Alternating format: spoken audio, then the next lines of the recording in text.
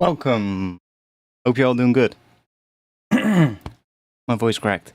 Welcome to another stream.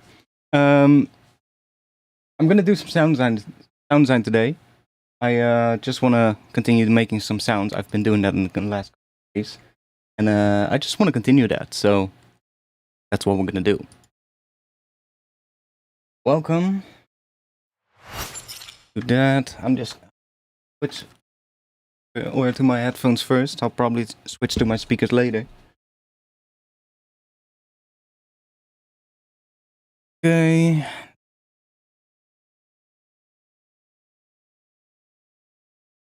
Go. How y'all doing? Whitney, Tefia, Awkward Turtle. Is my voice, by the way, cutting out too much, or is it all right now? I've been messing with the settings again, so if not, then I'll try adjusting it.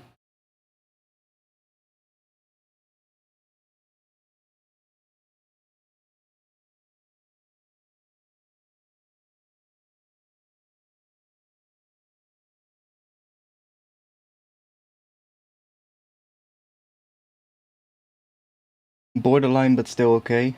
Okay.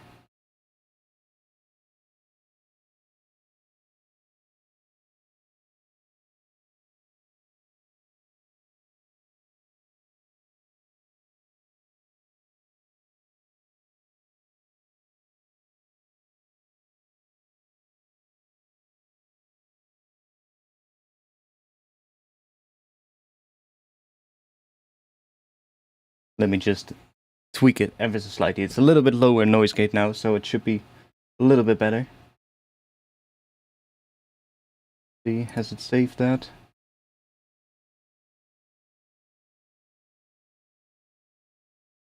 I think it has. Yeah, it's just I've been messing with the noise gate because I kind of like being able to switch over to my speakers, and for some reason the noise gate in OBS really works pretty well. So yeah, I'm tweaking it a little bit so I can basically work on my speakers if I want to, and so far it seems to be working pretty good. But yeah, so let's see. I want to do some sound design, but I kind of want to do something different as well, like a different tempo or something. So let's see.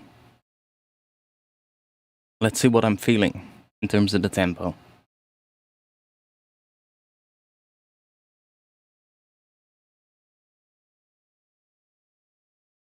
Grab some.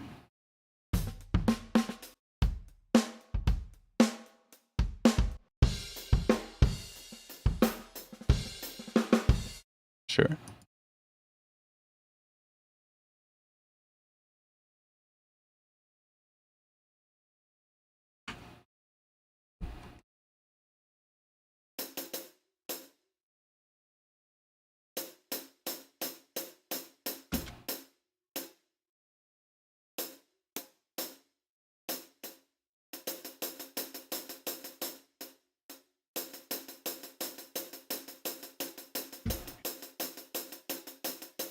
Currently fighting with college students for 4G bandwidth. Stupid button is still in the way.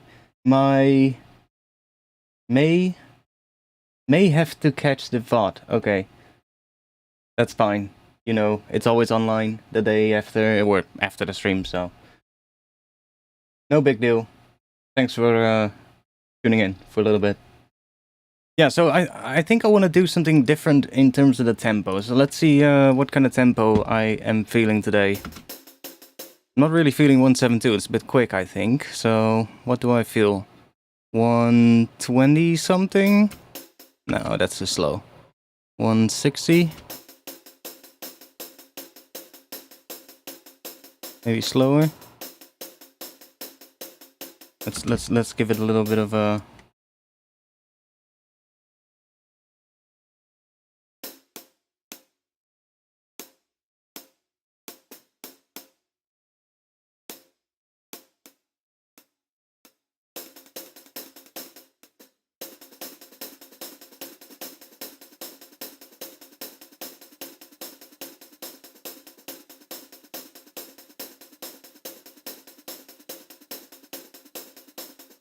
140-ish, maybe? Yeah, maybe we'll do 140. I haven't made anything in 140 for a really long time. Maybe 140 could be cool.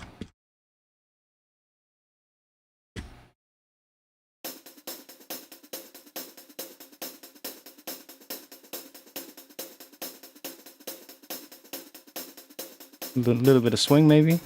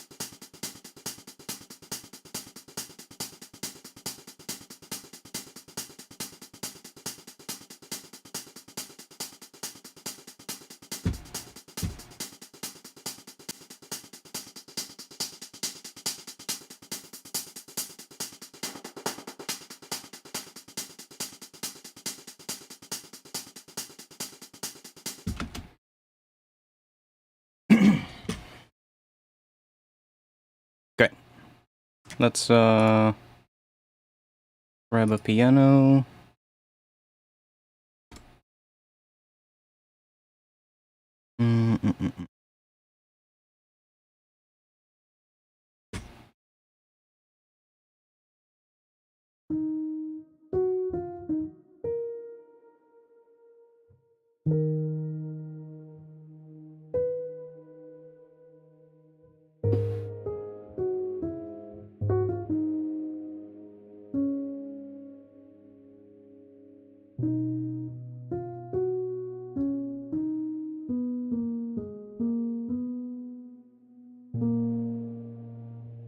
We do D sharp minor.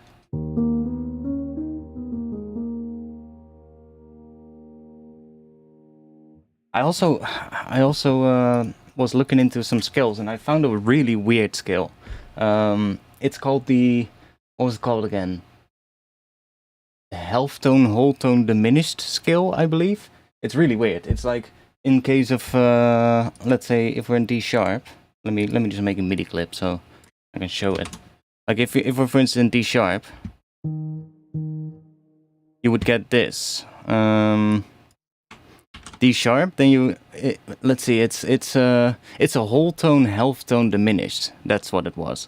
So you do like a whole tone, and then a half tone, and then another whole tone, another half tone, another whole tone, another half tone, and another whole tone, and then you get the root again.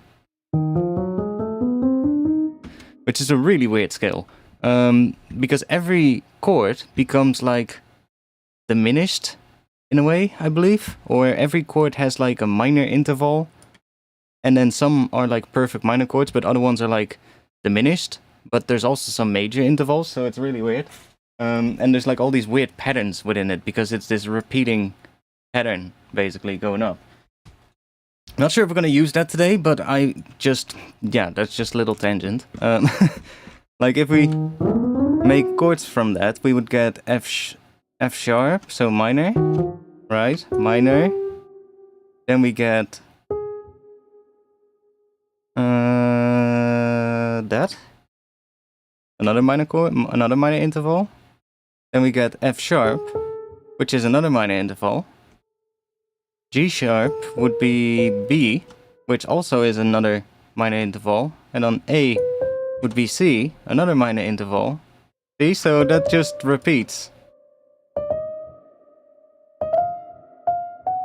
And basically all of those are a minor third.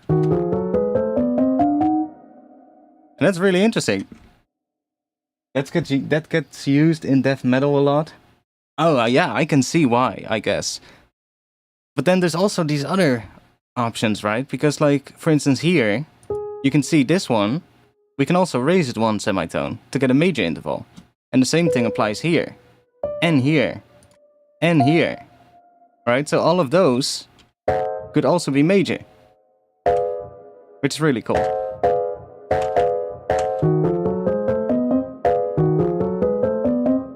And done. Oh yeah, maybe. It's a little bit, it's clipping a little bit. But that's like really interesting. But now not all of these chords will have the fifth. Because like the first one, we don't have an A sharp, so we would get a diminished chord. And then here we do have the fifth. But then here we don't. So we get diminished again, or... Oh no, here we do. Or not. No, this would have to be this again. But we don't have that, so we would get a diminished again. Really weird. And this is a perfect fifth again. Yeah, we do have it, but it... We can put the perfect fifth on there.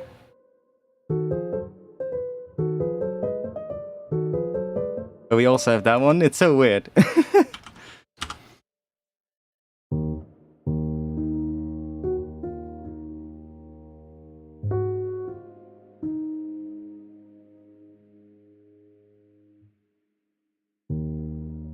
You could also get some weird chord progressions. You can do like...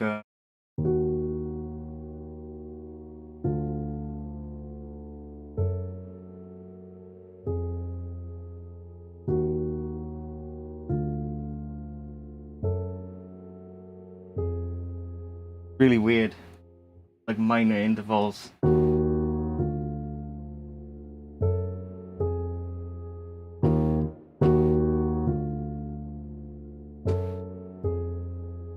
That's actually pretty cool.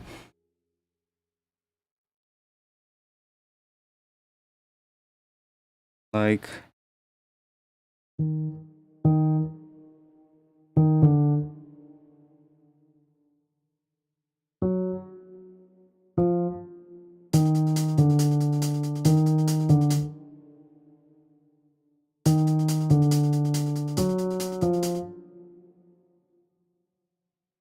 I still have... That stupid button is still annoying me.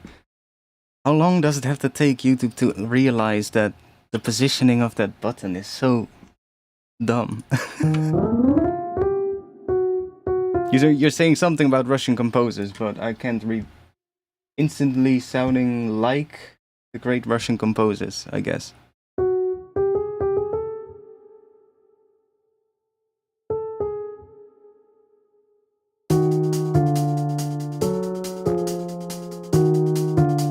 You get some weird chord progressions in this.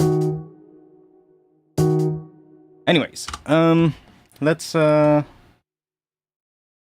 do something else. Yeah, it's so dumb. I don't know why YouTube has done it, but whatever. Anytime there's like a slightly longer message, it just gets hidden for a part behind that button, right? It's just like makes no sense. Especially because it's the last message.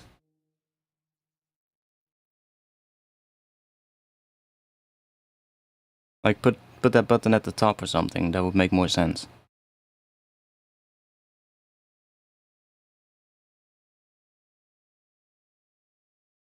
Yeah, right?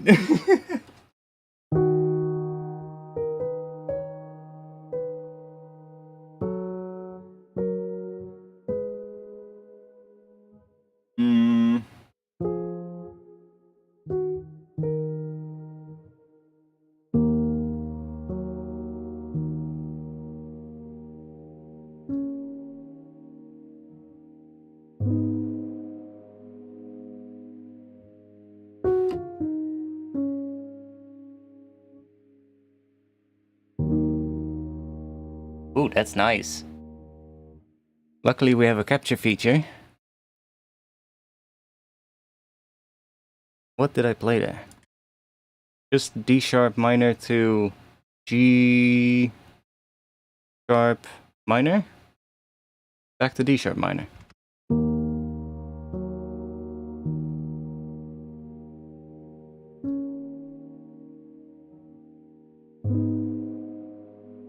That chord is nice. Obviously it's not in any time or something, but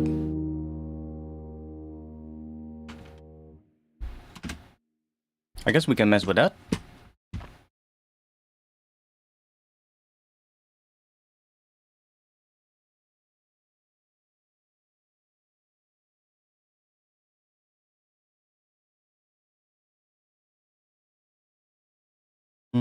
That is 16. Let's start with 16 bars.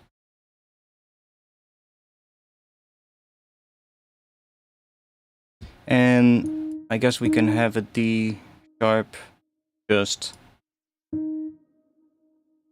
doing that.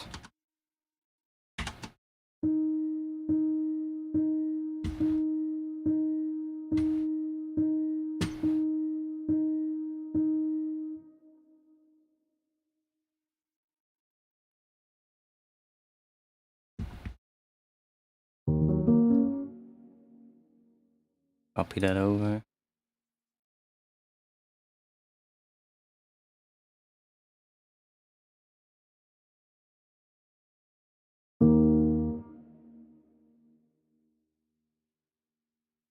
Let me just do.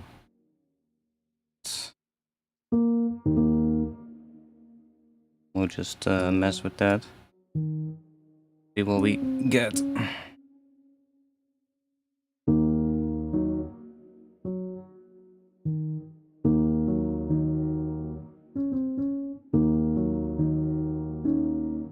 No, wait, let me just take D sharp.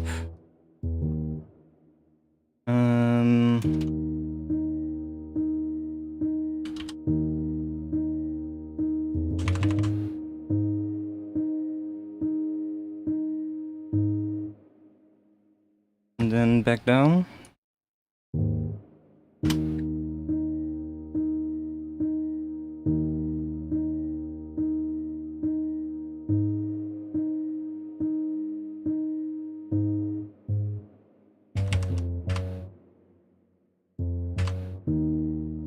And go down.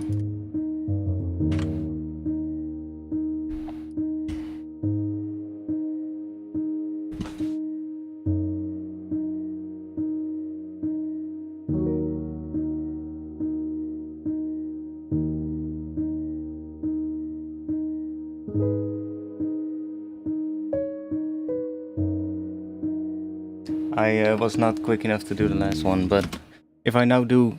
Oh, now we cannot have the capture thing, but we have this thing. What is that? Session record button. Okay, weird, but now we don't have a capture thing. That's weird.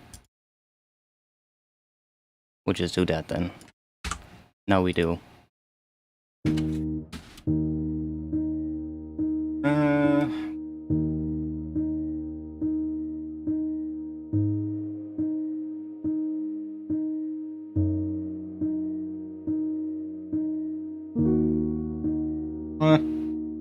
Close enough.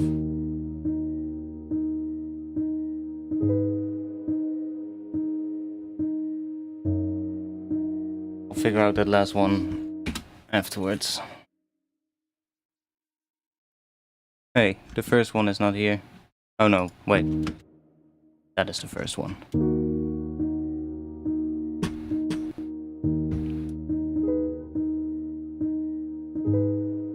Oh, why not have it a little bit before? Kinda works.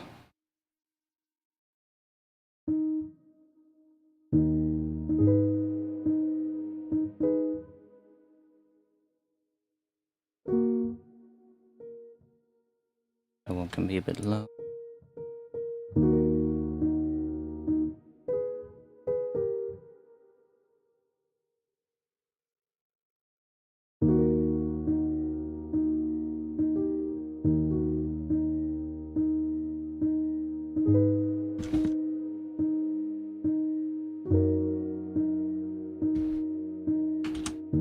Not sure if I like that chord, but let's see. We can actually just copy this over to here now. See what we have. Okay, so let me That real quick.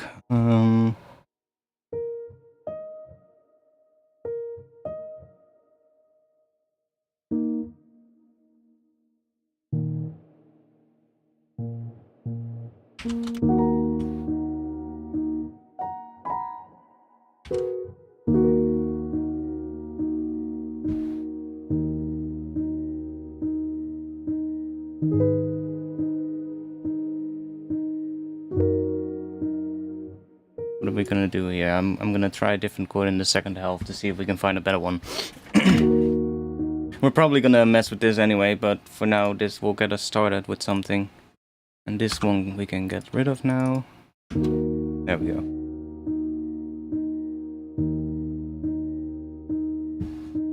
Yope silent state.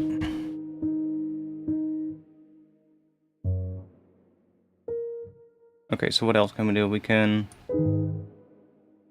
Ooh,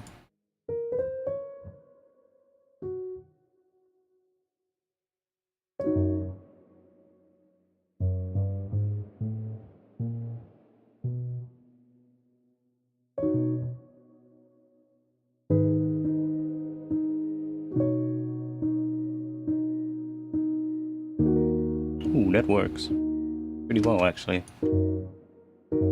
I like that a lot more. Let me just copy this first section.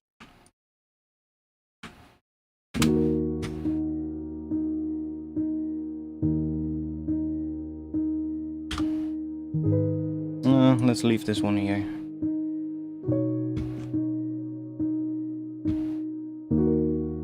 Cool, I kinda like that. Not sure if we wanna have that one note just going, but what if we mute it? Might be better if we wanna do some more processing on this.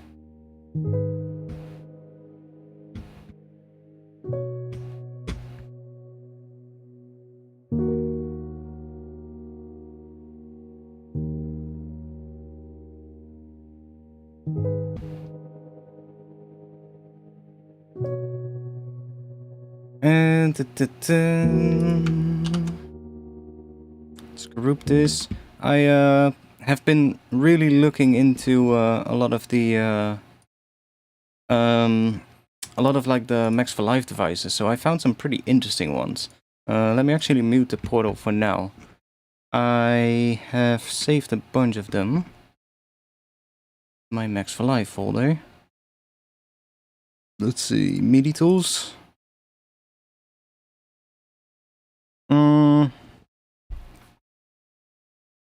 There's a bunch of cool ones. Wait, where's the one that I'm looking for? Oh wait, it's not here, of course. It's probably in here. AMX. We should be able to find it. This one, Flex Groove. That one is pretty interesting. So if we put that here. So this thing, it's part of one of the Ableton packs. It's called Flex Groove. Oh, so that's easy. What this does is it basically takes the incoming MIDI and it assigns like a groove to it, and I'll show you what it does. So if we just can we just say static? There we go. So now every note is just going to be the same velocity. And we get that. But if I, for instance, switch to here, you can see that the timing has changed.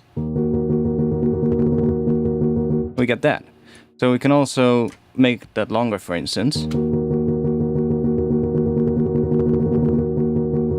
And it's basically just creating more MIDI notes that speed up. And we can change the curve.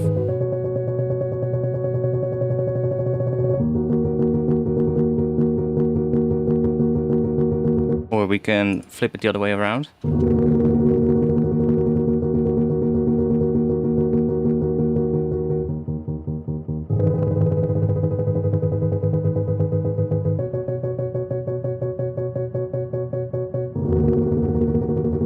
We can put a pitch MIDI device here. whack it up an octave maybe.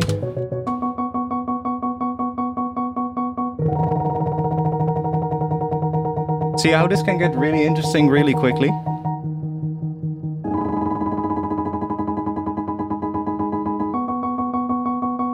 We even got swing templates here. So we can say like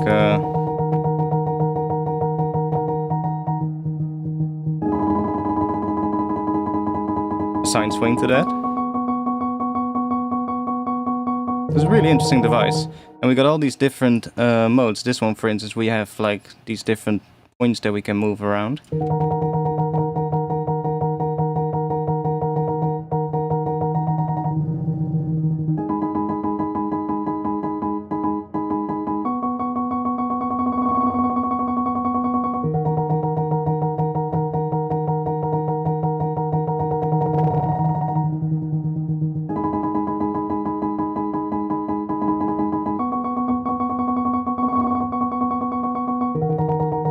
Quite interesting.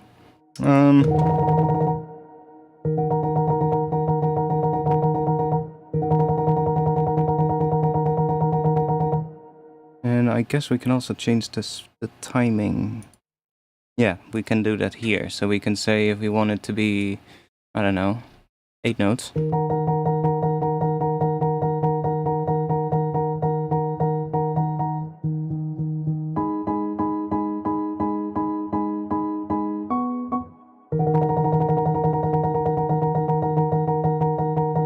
And then I guess we need to make this 2 now.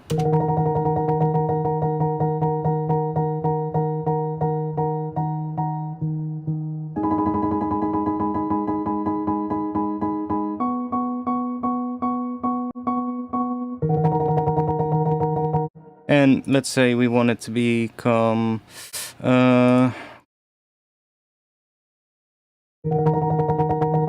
right, so we want how many steps? I guess more than this, but probably not possible.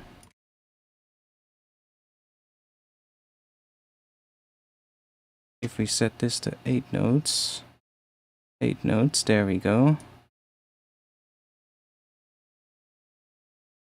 Do a little something like that.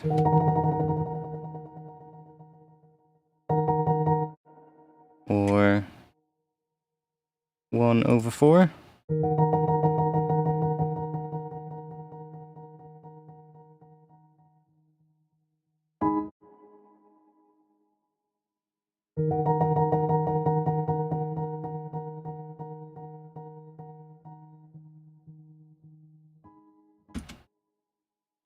Weird why that now is... Not sure why that is responding like that. Whatever. Doesn't matter. Just want to have something to... It gets louder again. Why is that? Oh, that's the pattern, I guess. That's weird. So that pattern is also being sped up and slowed down. See? That velocity pattern. That's weird.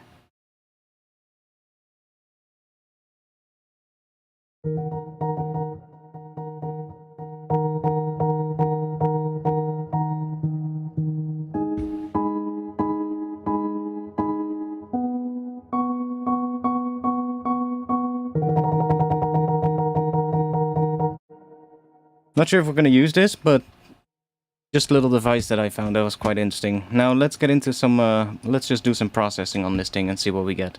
I'm going to use Portal, and I found another device, which is in the Max for Live.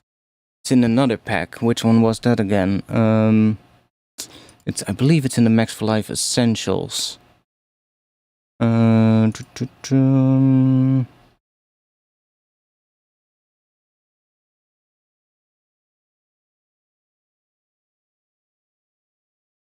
believe it's part of this one, but don't see it there. Anyways, it's called it's maybe part of Creative Extensions.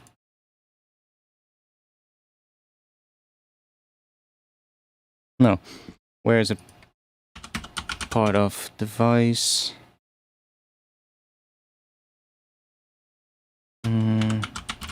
randomizer. Yeah, it should be in the Max for Live Essentials. Ah, yeah, see? Under control devices, there's this thing called device randomizer, which is really nice, because you can map that to a rack. So if I now click on the rack, it's mapped to the rack itself, which means these macro knobs are now just moving around, like that. And I can just, say, open a portal, do this, so that we get these, and just say map to macro 1 and map to macro 2. Now that is just moving around. And we have some more settings here with like speed. And I guess we can map that as well. What happens then? Let's map that to macro 3. And that to macro 4. And let's do the depth to macro 5. And then let's set up a bit of a range, because otherwise it's gonna get way too crazy. Let's do a little bit less on the speed. And let's do... I'm just modulating these values here. Something like that, maybe. Now that's going to be moving around. And I can just switch to a different preset. And it's going to keep that, but now with the macros that are assigned to things in here, right?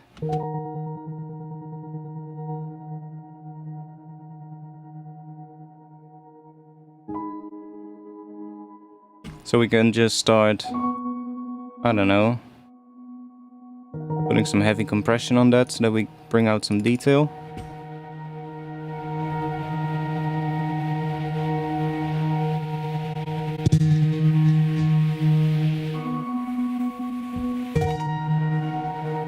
Let's just click through some presets, see what we get.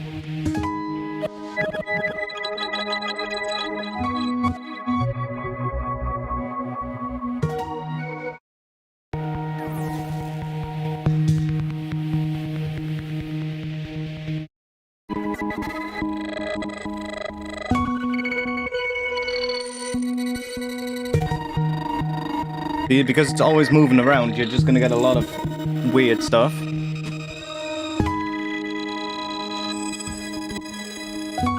Let's bring the pitch down again.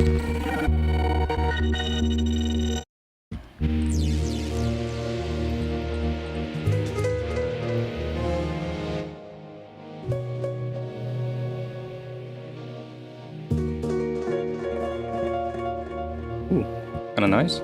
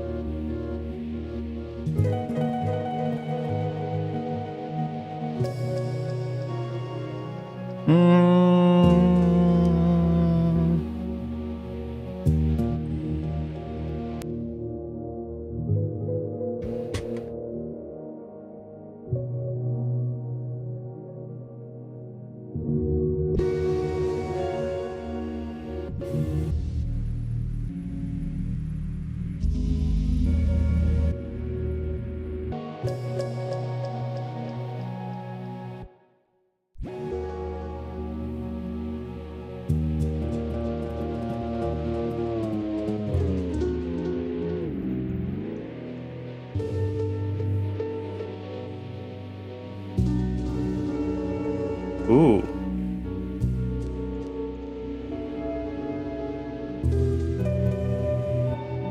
Ooh.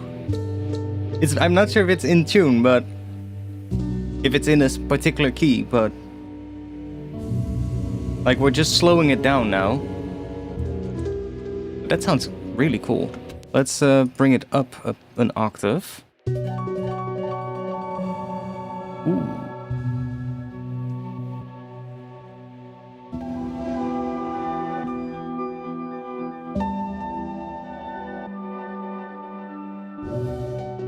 You get some pretty interesting things. It's kind of granular, almost, yeah. It sounds like it. Well, Portal is granular, so this creates granular movement.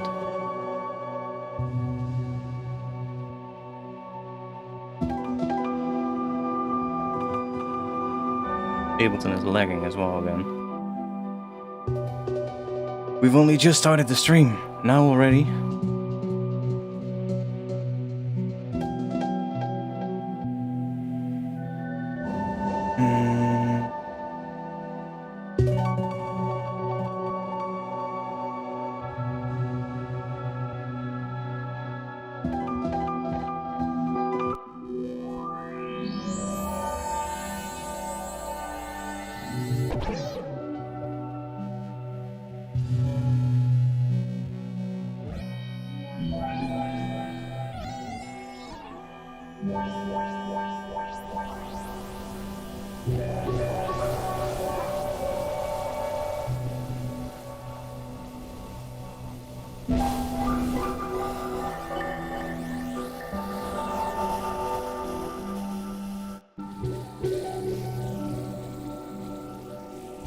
I love these FFT fill effects, they're so weird.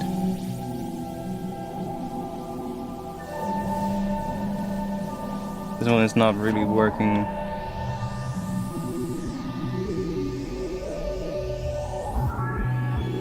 What the hell?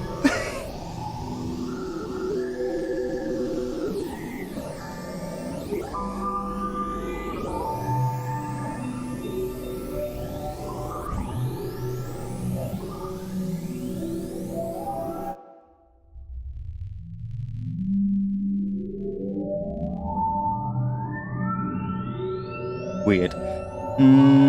What's gotta do?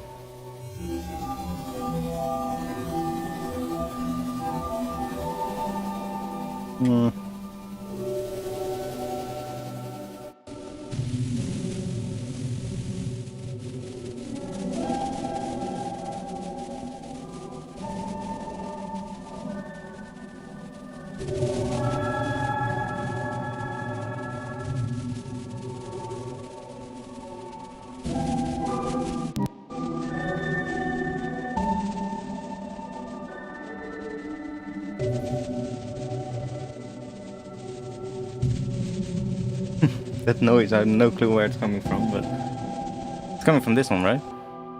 Yeah. Weird. Let's go back to without it. Let's add some kind of filter, maybe, or one of these.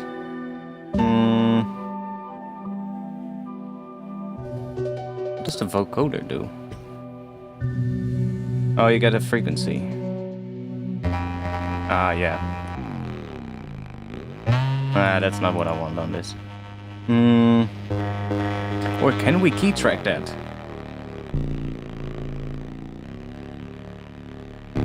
I guess we can. Then it might be interesting.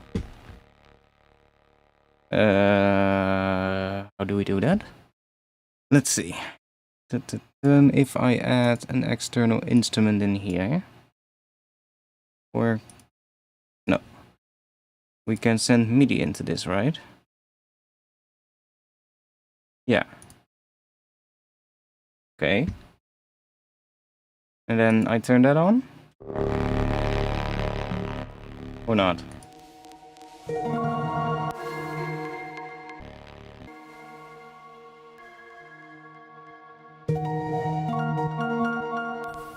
Waiting for MIDI trigger, yeah. Okay. How do we do that then? You should be getting MIDI.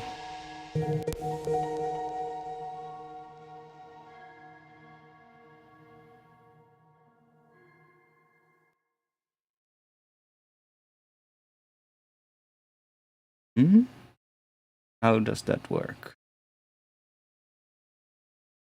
That would be interesting to find out.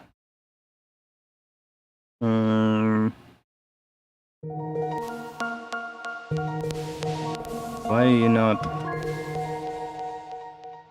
Does anybody know that? How to do that? That would be sick to try out. I would assume you use this, because it now says waiting for audio and MIDI trigger.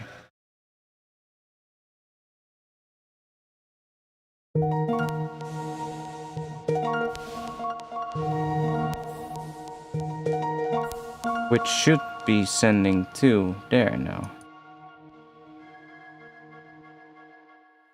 I assume.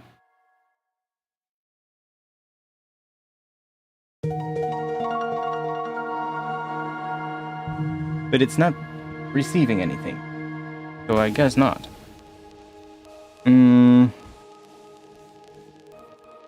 What other way can we do that? Something else we need to set up. Let me check. Infiltrator, ableton, send MIDI.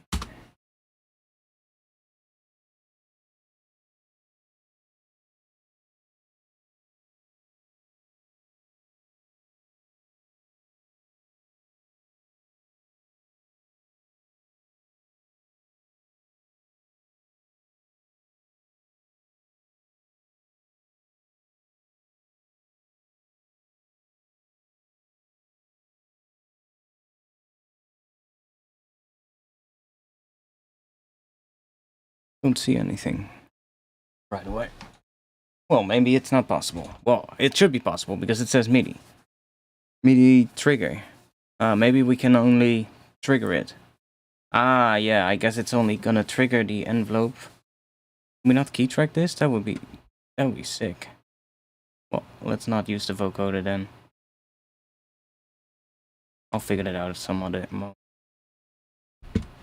Let's do user.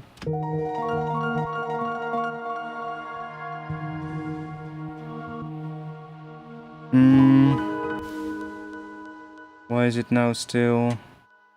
Oh, there we go.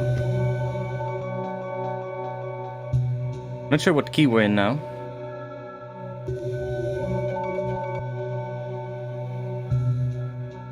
B minor?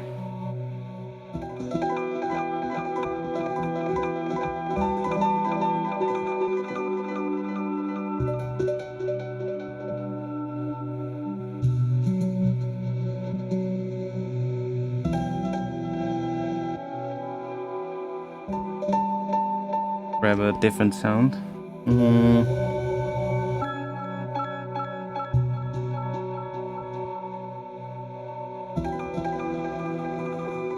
This might take a little bit of moment. Let's open this one up.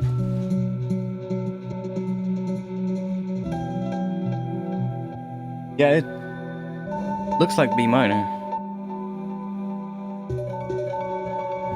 Sounds cool, so might just well switch to B minor then.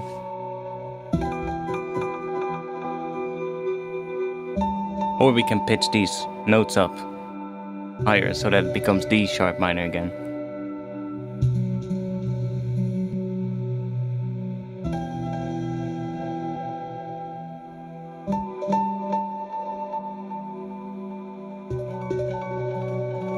If this wants to open and I can load like a little guitar thing, that would be nice, so that I can hear if I like this one or if I want to stay in D sharp.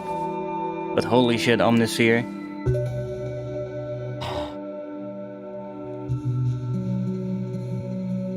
There we go, holy shit.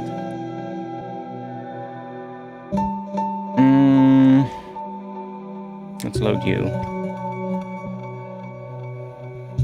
A B minor. Maybe a little out of tune. We should be able to fine tune that by going in here and slightly tweaking this. Which, should I just do that and then? No, that's not gonna work. But if I put this on B,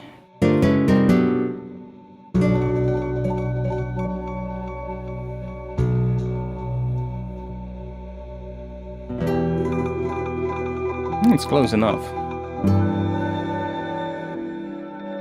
It's on 80% now. Right, 79. That's worse.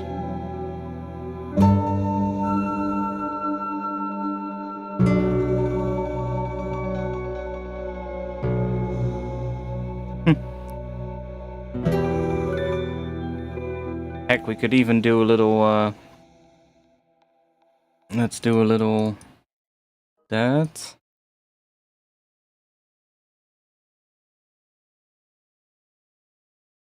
Down to there. Oh wait, we can just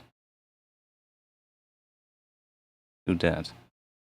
And then, can we shift that?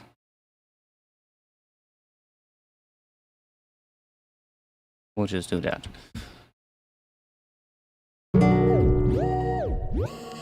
And then bring that down, way down.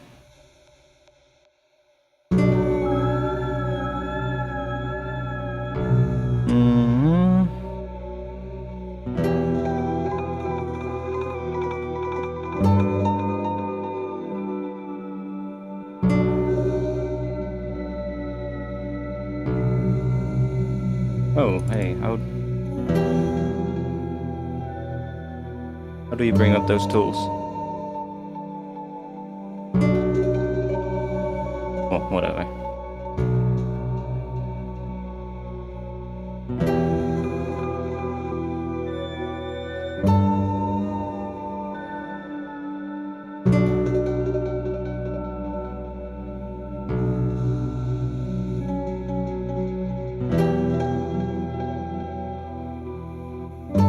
Very subtle, but oh, cool. So B minor.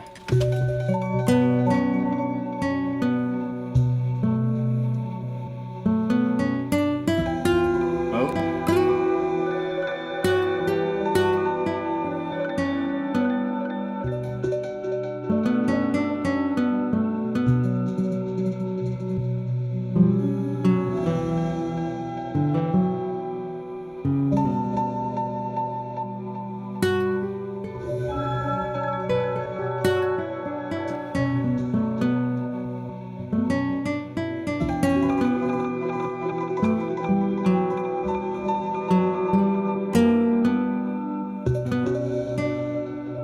B minor is kind of cool. Don't like this, but that one doesn't have the pitch bend. Yeah. It's a nice skill. Work maybe for something.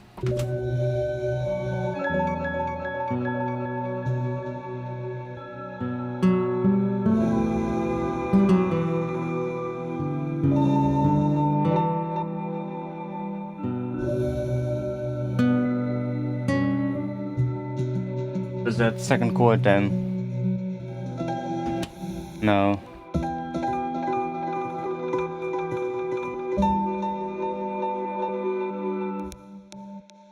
It was going from D sharp to G sharp. What is B? The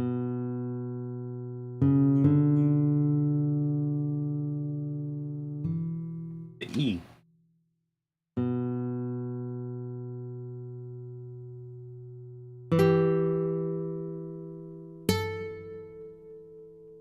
Goes from B minor, so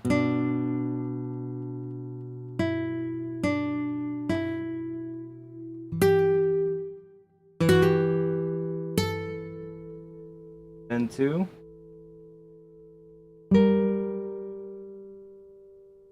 Curve goes to that. Goes up another third. B.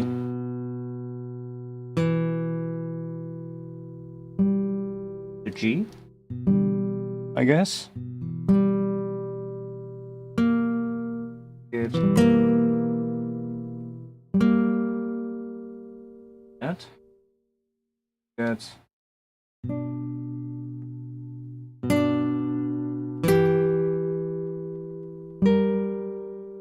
That.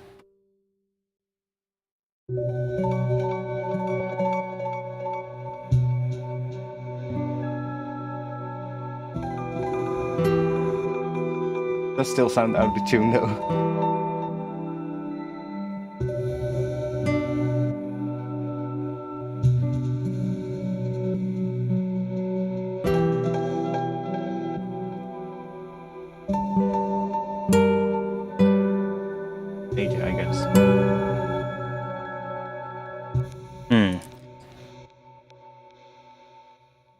Ga goed, jongen.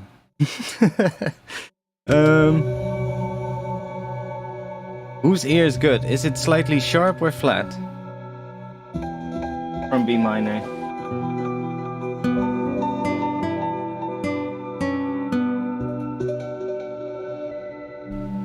My ear is not that good.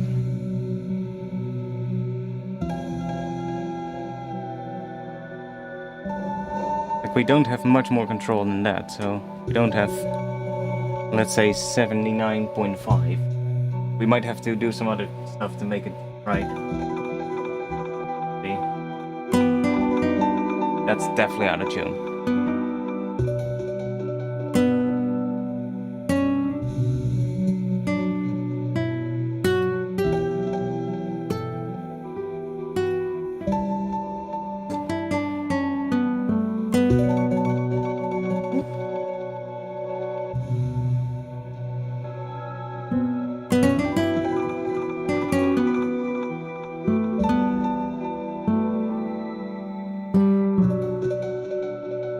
That sounds better.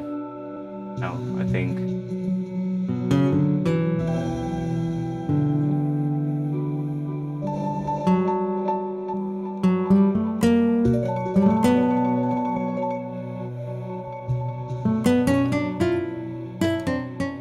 That was me. I guess that could work. But we could also try doing okay, so down to B minor is how many? That's 1, 2, 3, 4, 5. So 1, 2, 3, 4, 5. Now we should be back in D sharp minor.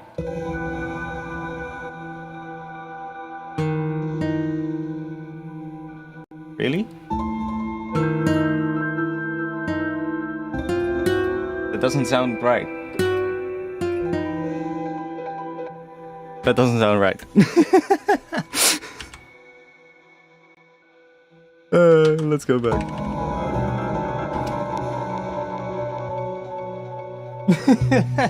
Maybe it's because it's in percentages, right? Maybe it's because of that. It pitches it down in percentages, not in like semitones. So maybe it's because of that.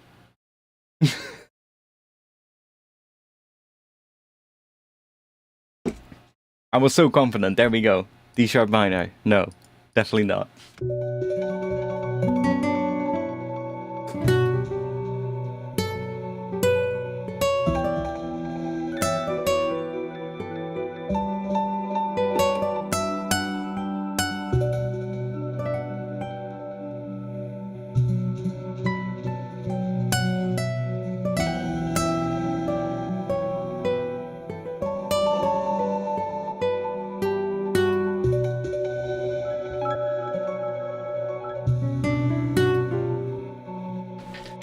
Yeah, we could mess with B minor then. Fuck it. What else are we gonna make? I kind of want to make something with some really shuffly kind of drums. So maybe we should do some more sound design.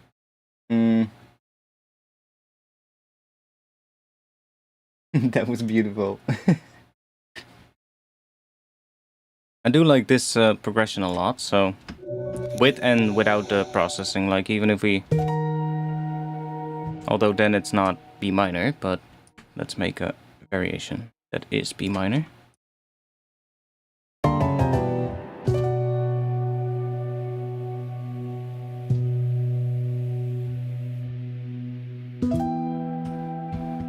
Nice progression, so could do something with that. But like that, it's fucking weird and kind of cool. I didn't apply any fine tuning. I just I did in inside Infiltrator. Instead of having it on 80, I did 79%.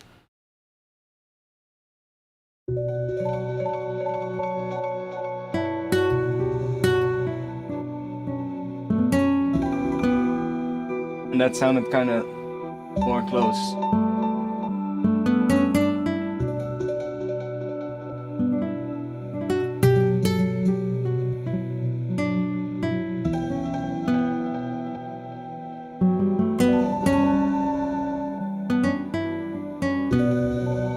Sounds closer than what it was before, so... Let's do some sound design with some drums or something. Like, yeah, it's in percentages, so it's not doing semitones, it's just... It's the Vari-Speed module, like, if we take the, there's also some other modules, like you have that slowdown module, which does a similar thing. Like if I, do that, and then put you here.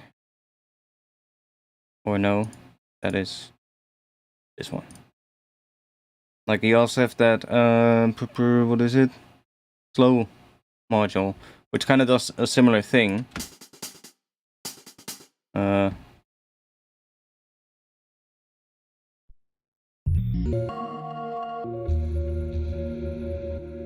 But this is just an octave, if I'm correct.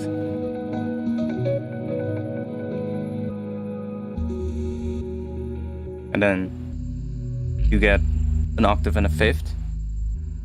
And then 2 octaves. This follows kind of like the harmonic series.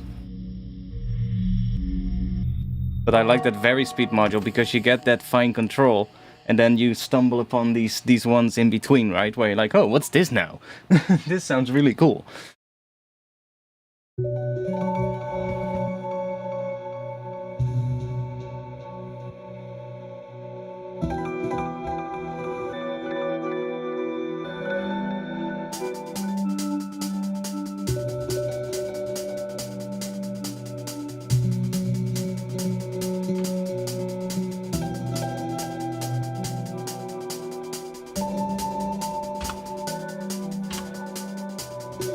I'm gonna get loud for a little bit, one moment. Oh, not even.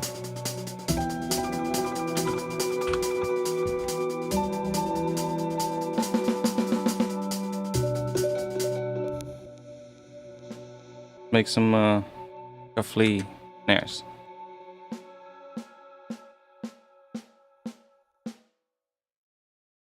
Like right now I'm not really writing a tune, I'm just making sounds and just seeing what I can find that I like. Let's go in here. Let's just consolidate that entire thing and then just randomize these velocities. There we go. Let's go. Let's double these up.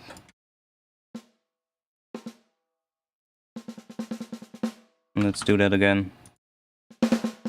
Okay, let's make this maybe a bit less, because I don't want... Well, maybe I do. Let's just do that. There we go, that's already closer to what I'm looking for. It's a little bit quiet for you guys, but...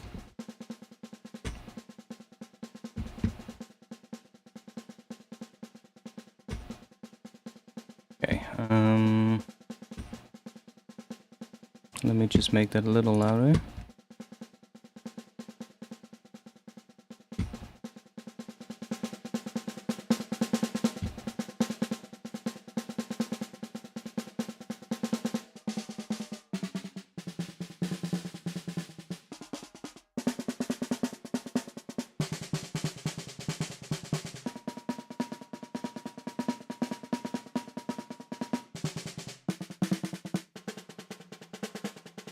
Ooh, that could work, maybe.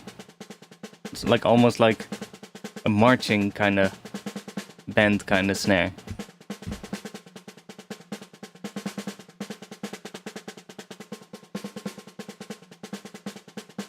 I'm actually gonna do a bunch of resampling on this as well, I think. What we're gonna do is let me just make a little rack with this. And let's bring in that randomizer again.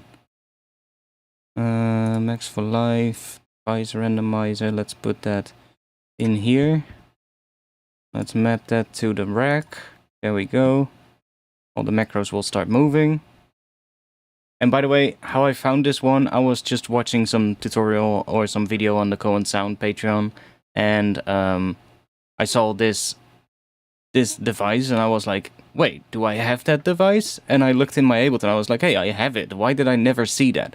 And since then, I basically started going through all the Max for Live packs and stuff that are on the Ableton website, and I found some really nice devices that made me go, why did I never use these?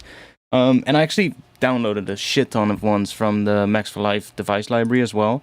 There's like some really interesting devices, so I have like quite a big folder now with interesting Max for Live devices like sequencers and interesting things, which are always good if you're like stuck, like which I sometimes have. Like last week, for instance, after the stream, I thought to myself, that was a shitty fucking stream.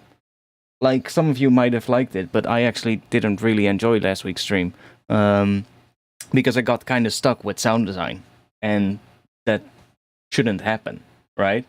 So now I have like all these weird modulator tools and stuff that, you know, and especially those randomizer things. I was like, yeah, I used to do that a lot back in the day, but I kind of stopped using those randomizer things because I was always like, you know, I want to have the control.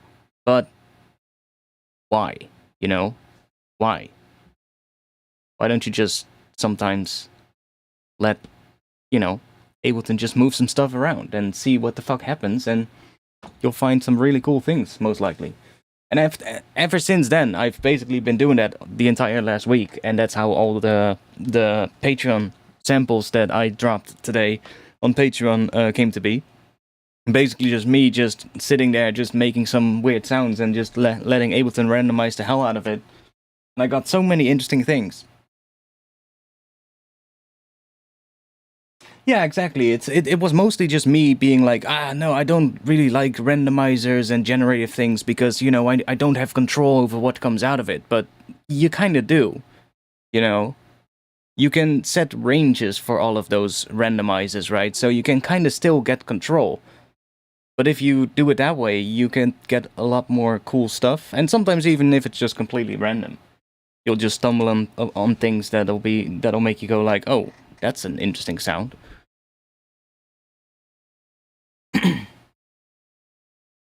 Let's see if we can randomize some of this and see if we can get a whole bunch of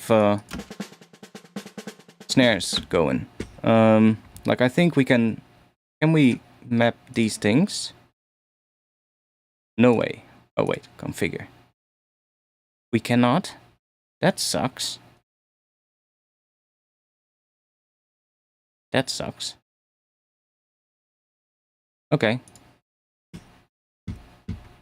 Can we do this? What the fuck? We cannot do that either? Well, I guess we can do that. Then the velocity is assigned to this.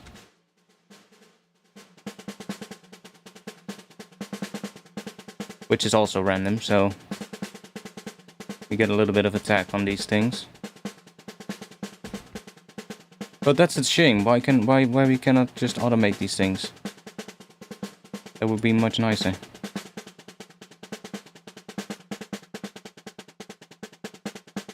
Doesn't matter.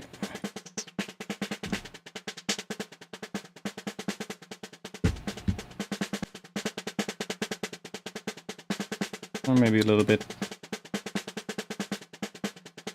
Oh, should we use that one maybe?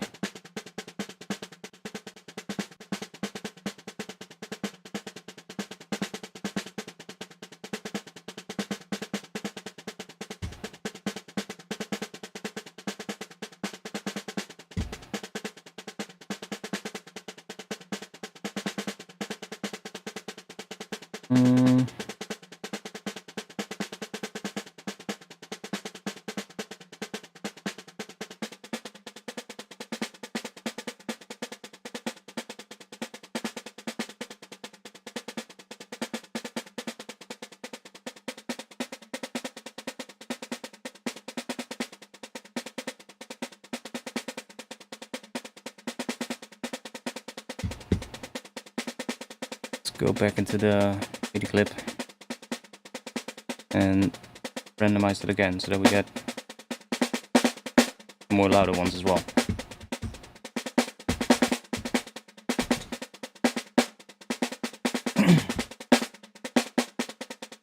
Hey, just and all that I figured out in the past week is just keep doing stuff. You know, even if it doesn't necessarily sound good, it doesn't matter. You know, you can always scrap it later, but maybe you'll stumble upon something, you know?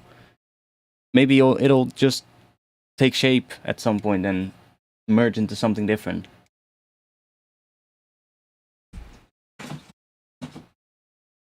Like, what I'm making now, I can always use that. Like, if I just resample this already, I can always use those as like little drum fill things in a different track, you know? So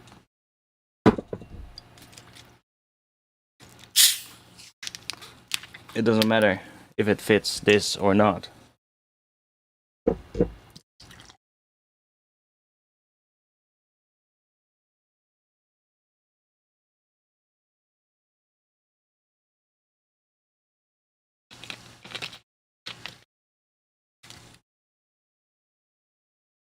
I think some really loud ones are too out of rhythm. Hey, doesn't matter. Like, again, that also doesn't matter, because you can chop it up. You can put them in the right spot. So at this point, I really wouldn't care about any of that. I would just randomize it.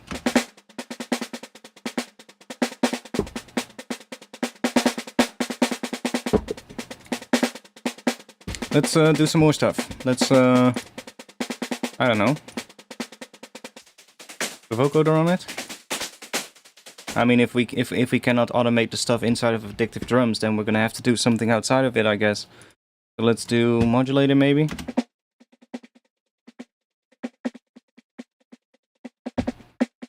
Down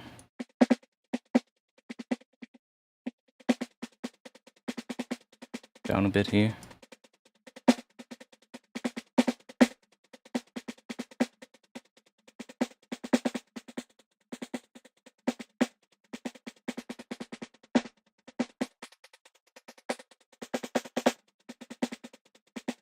Let's see, if we do maybe that one, and then not 30 seconds. That maybe. And then, should we do the 4-minute as well? Why not? Maybe a little bit less.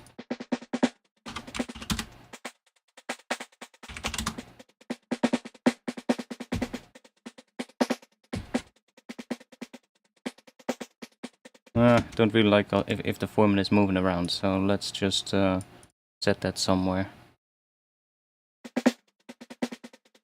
We'll just leave it on what it is. We can maybe do this one though, but not all the way down there. Let's do from 100 up to 200.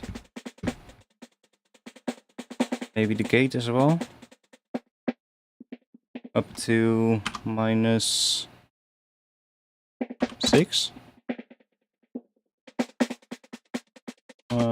-10. It's gonna cut out, of course, it's gonna cut out the really quiet one, so we don't want that. Gate unmap.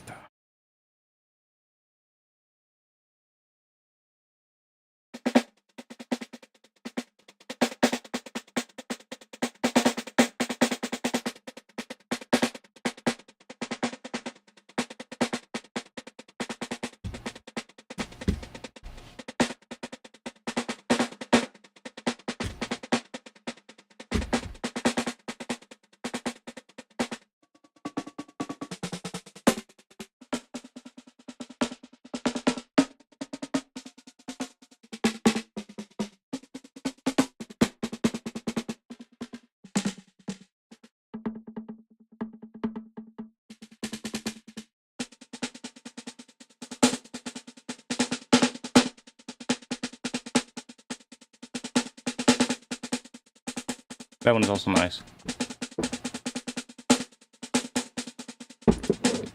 Can we...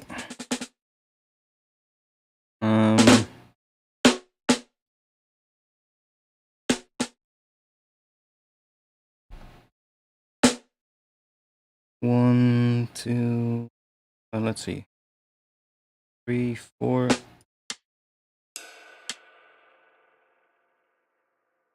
5, 6. Can we do that?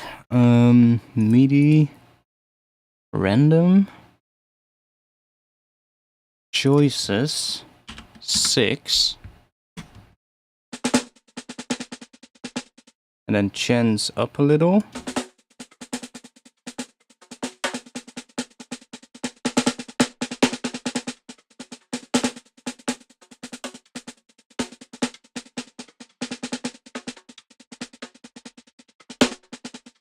Every now and then we get a different snare. Like a different hit. It doesn't matter if it's not the rhythm that we want, because we're just gonna resample this anyway. Hip hop custom is also nice, yeah, I know. This one. But then this one. Or brushes. I like this one though. That one sounds kind of cool. That one or this one.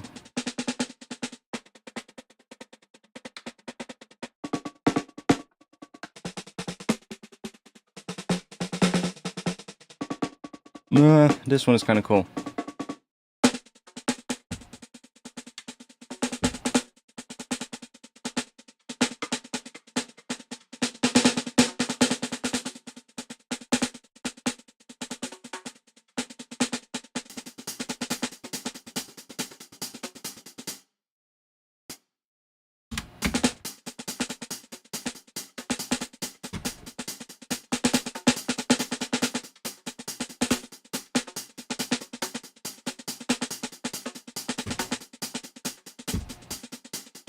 Let's do some more stuff here so that we can get some... Well, I could already resample this for now so that we have this, but... Let's do some more stuff here. I can select all the snare ones here. And to make it even more randomized, I can give these things here... Can you see that? Yeah. Right here, you can give it a velocity range. And that's basically a random velocity range for all of those hits. So now... every time it plays, it's going to be different. Slightly different.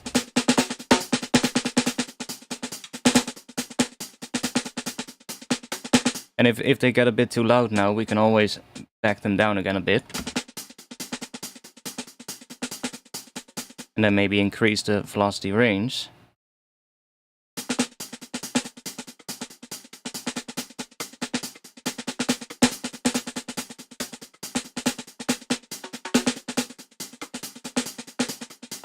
Yeah, I'm just trying to create some interesting snare roll things, because I know that I need those in other tracks as well, so... And this is kind of a good way to make them. I wish we could automate these things. Like, imagine being able to map this to a randomizer. That would be so fucking cool.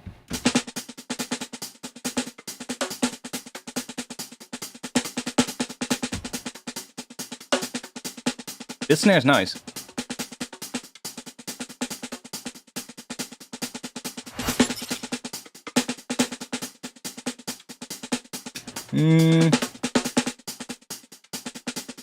What can we do to it to add some more stuff?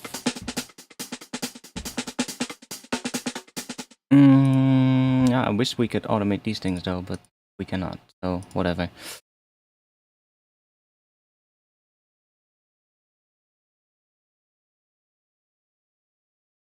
Yeah, I know, we can add like a kick and snare now, I guess, as well. Let's add a kick and snare real quick.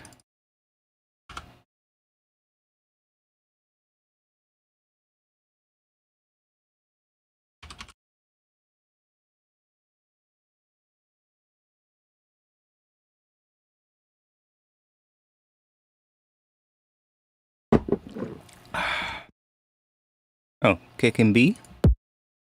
Sure.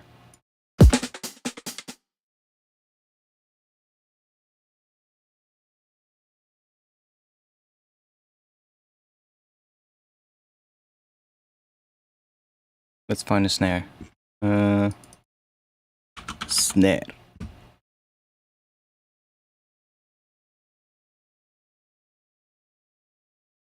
I guess we could make the snare from the addictive drums as well, but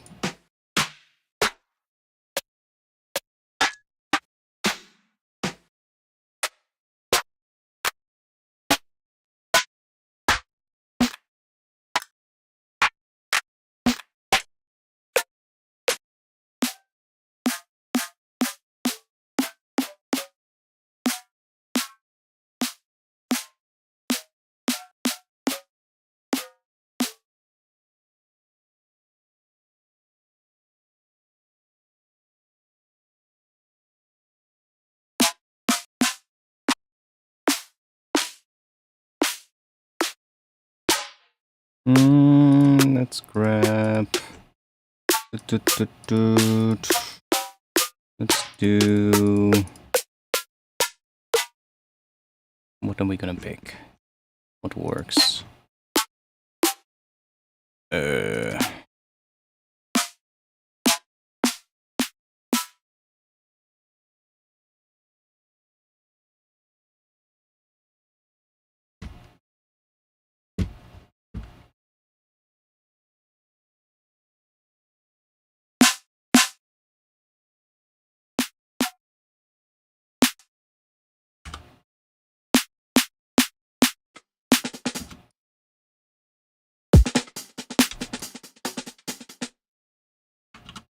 Oh, let's just loop that for now, I guess.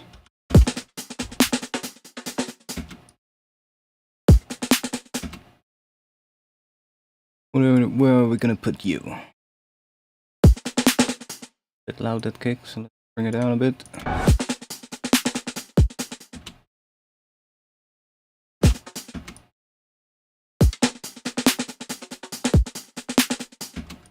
Yeah, I have no clue what the rhythm is gonna be, but we'll see.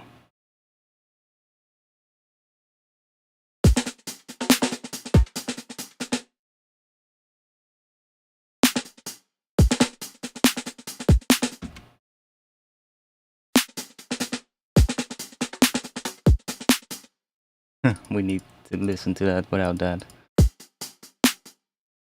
Let's go this maybe. Just and then do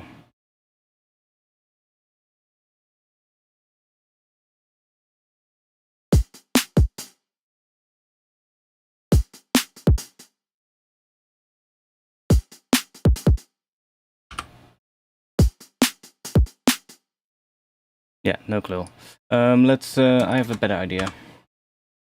Instead of doing that. Get a better idea of what kind of drum pattern I want. Let's go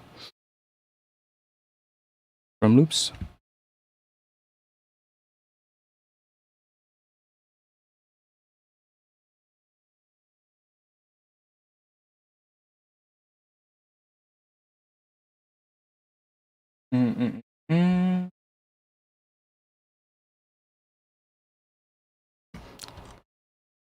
Also reading the chat.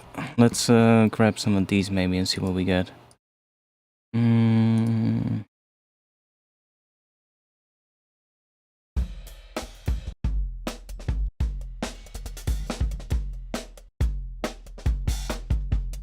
Like for the rhythm itself, like kind of pattern I like. Not that.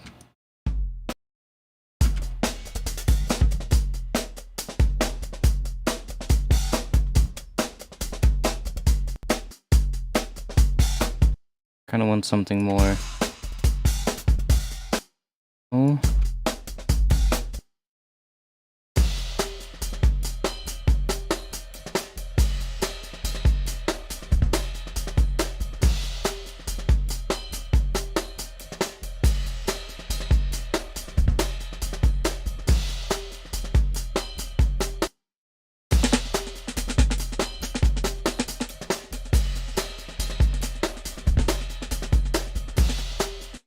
Yeah, maybe something with that kind of a pattern.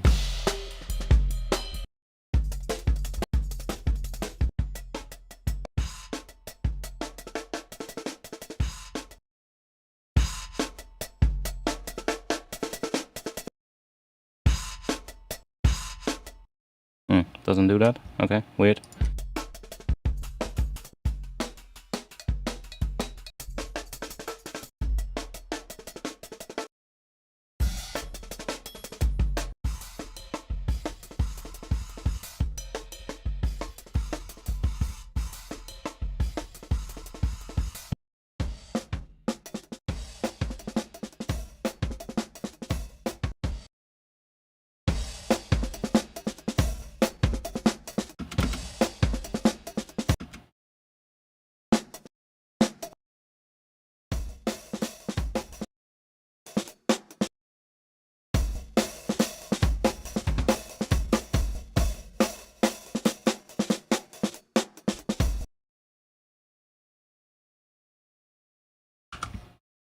Let's just go back to what we were doing. This one. Let's I wanna make these even weirder.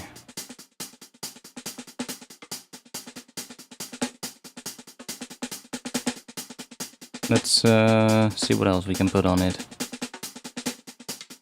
Maybe disperser?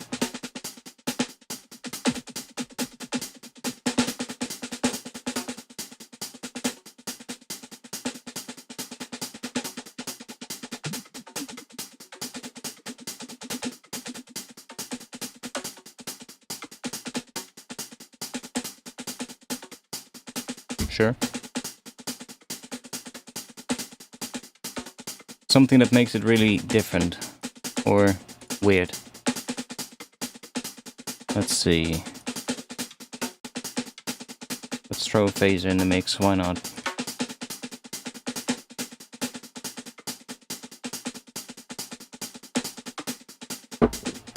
Ableton is laggy today as well. Don't know why.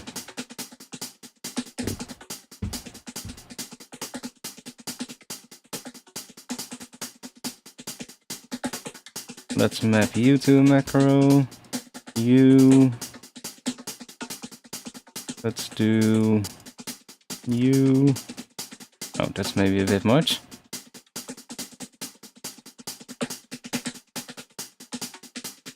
Oh, that's this. Yeah, let's change that range.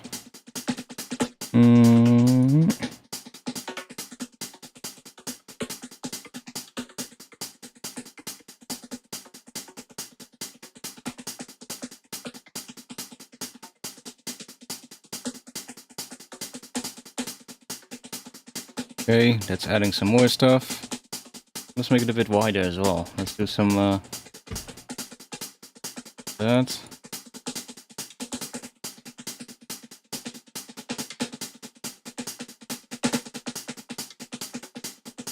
Oh, it's actually quite nice when it's going up fast, so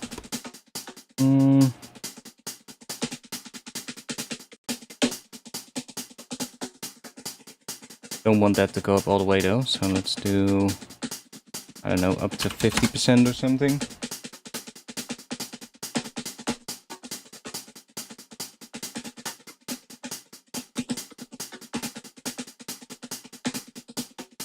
Let's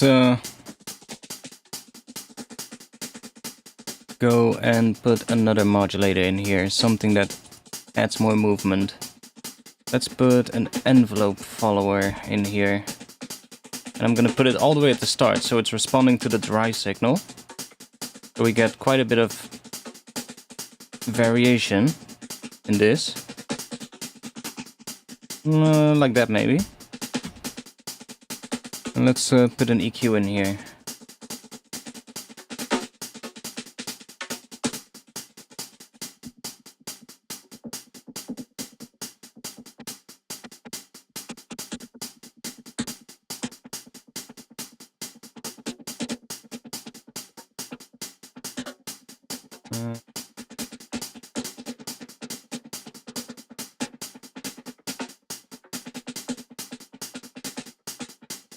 Sure.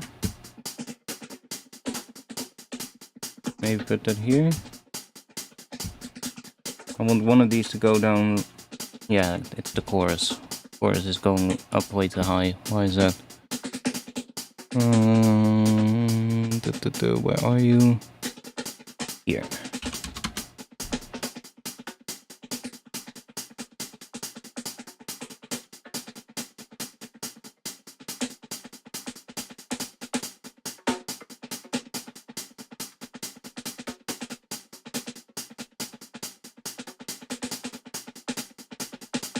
Should we, where's the... that one. Go move around.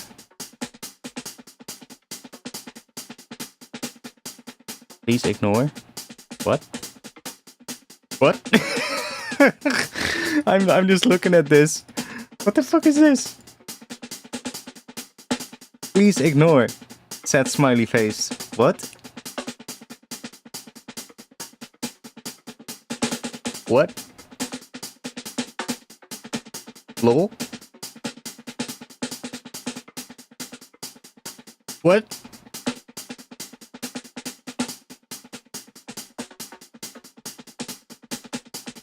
What's that? Well, now you know we have to automate it. Even if it's not doing anything. Let's go and let's put a multiband dynamics in here.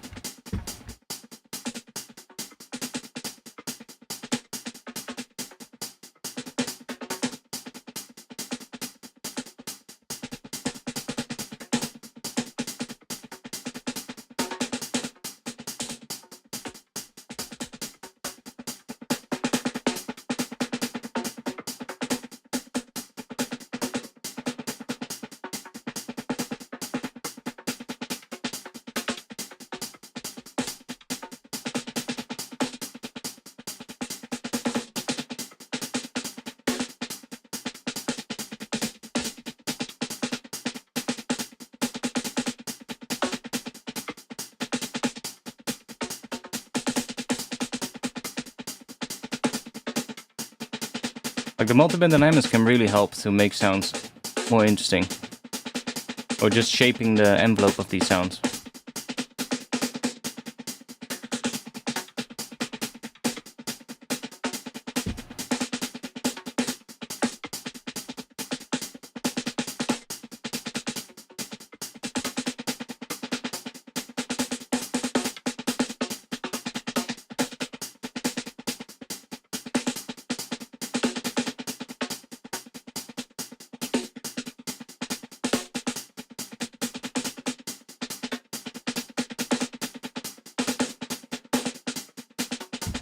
What else can we put in here? Something that really messes with it. A thermal? Let's try that out. Let's put it before the EQ. And then let's map this thing to some of these macros. So that is moving around.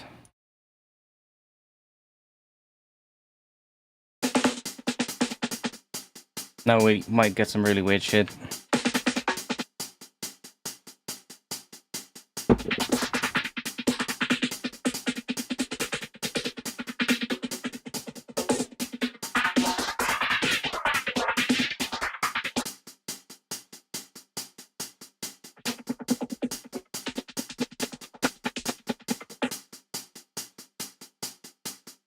I wish it was not so slow.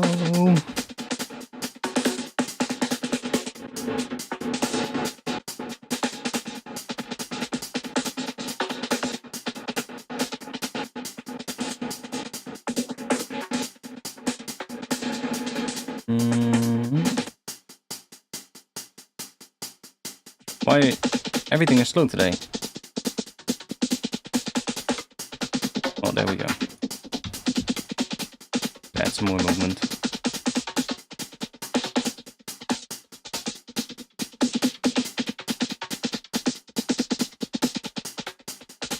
We add something more. Let's try Another vocoder. Oh no, wait, I have an idea. Let's try adding some erosion as well. Maybe here. We can have the envelope follower do that. We can take you, the amount, on some noise, and then we can map you to a macro knob, and you as well.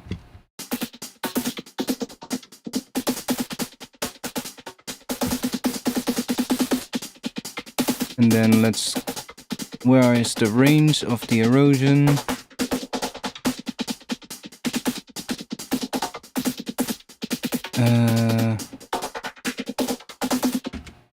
Wait, what? Oh yeah, that's here, of course. My bad. Right here. Let's do, I don't know, maybe 75.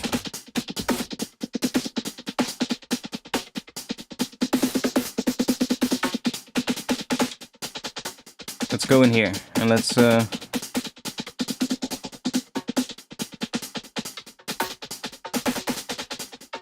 I'm gonna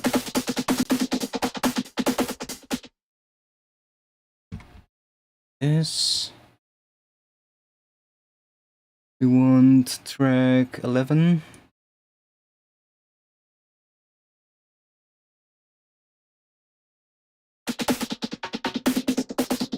With snare drums.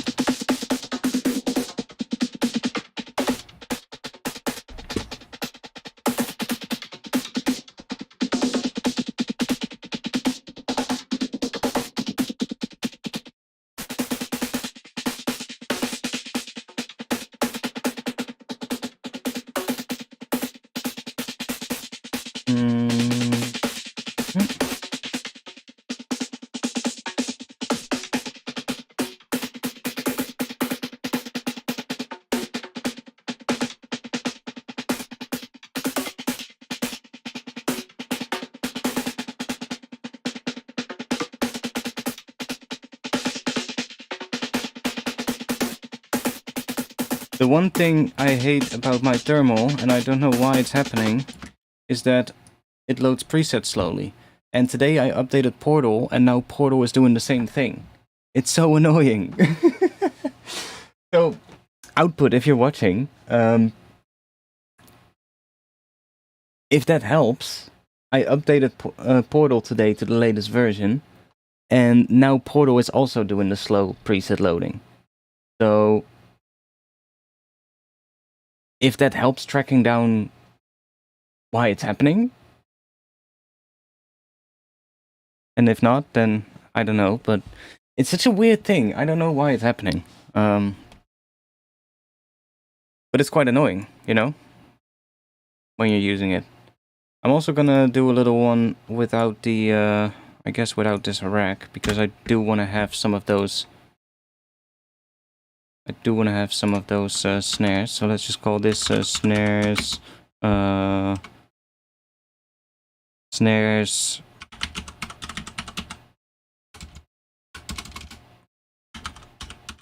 There we go. And let's do a little one without. Oh.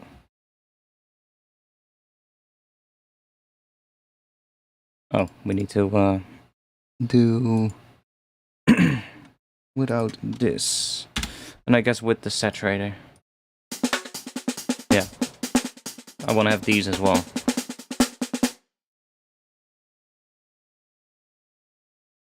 How old is that install? I don't know. It wasn't that old, I think. But at least one version older than the last one.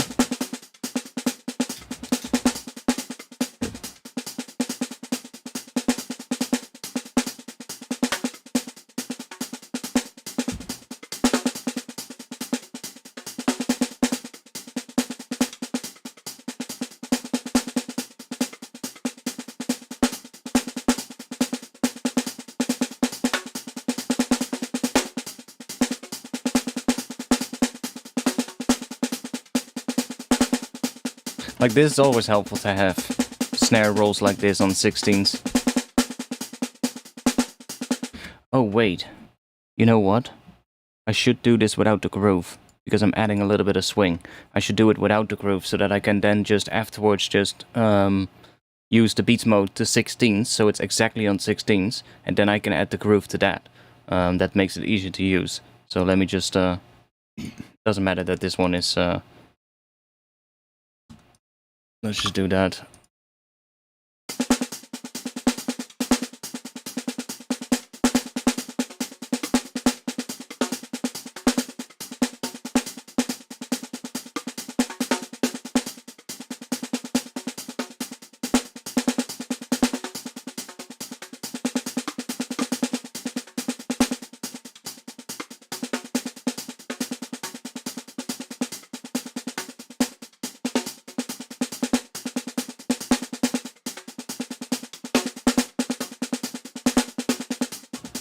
Yeah, same for me, I also keep forgetting.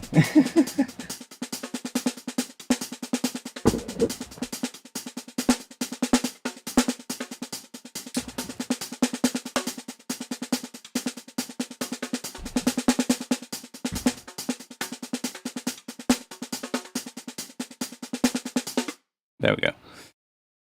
Now we basically have 32 bars of snare rolls, both processed and unprocessed, which we could use at some point. These are definitely going to be helpful.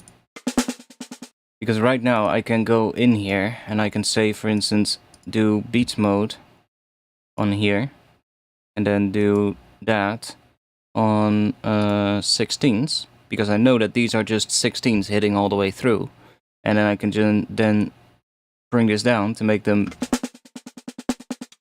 much more snappy like that. If I want to, I can process this again further, and maybe a snappier version process is gonna sound better. I can even try that, because we have the chain right here.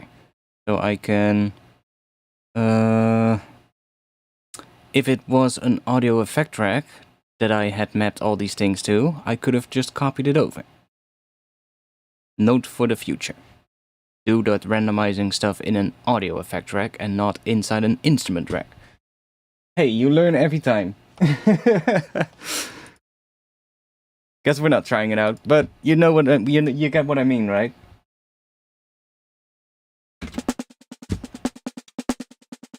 And we can apply the groove to here. Now it's still gonna have that little bit of swing. This one has it in here, but I'm not gonna redo this one. Really subtle anyway. This one is gonna have swing anyway, because there's like weird processing happening on it, so there's probably gonna be weird timing differences anyway. I've been trying to make full tracks, but they sound so boring and empty. Do you have any tips which can improve my sound design? Well, we're doing sound design now, so might as well keep watching, I guess. Let's move down to here, and let's see what we can do. One thing I have picked up from watching some of the Cohen Sound videos on their Patreon is that they have such big project files, and a lot of the project files is not the final tune. Like what I saw from how they write, a lot of things that they do is they have like so many different things that I try out, and then they literally just take the best parts. And that's probably the way to go, honestly, because that way, if you feel like you're getting stuck, you can just say like, okay, fuck this part that I'm working on now. Let's just take a piece. Let's take the chords. And let's make a new track. Let's put those on there. And we're gonna work with that. And we're just gonna make a new section, but with the same pattern, right? And you just keep building ideas, basically, over time. And working with those ideas, and then eventually you'll find stuff that you like. Let's grab a... Let's go grab a keyscape.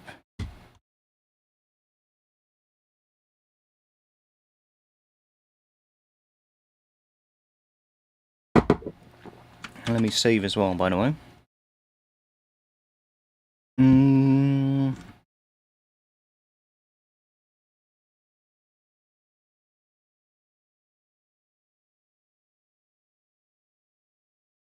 Let's see what we get.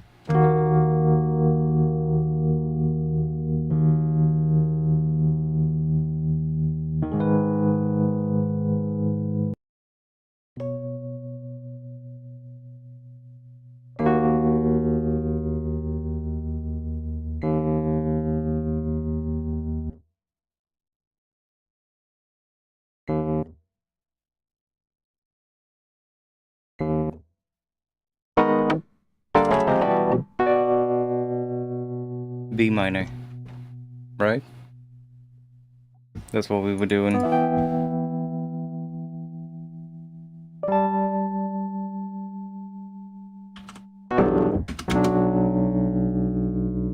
Or should I do D sharp and then grab the infiltrator?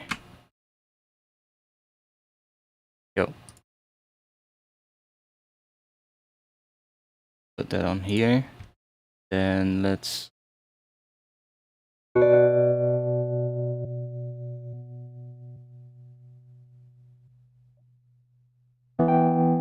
we'll be back in B minor now. I think.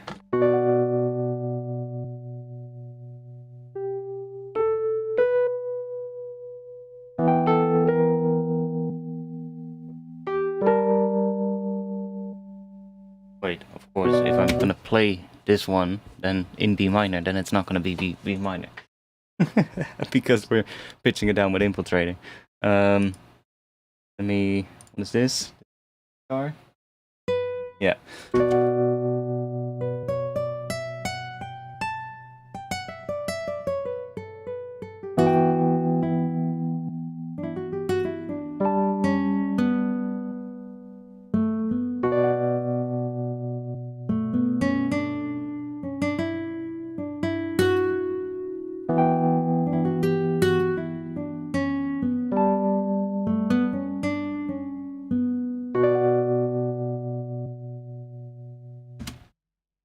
Let's make some atmosphere out of this thing, see what we get.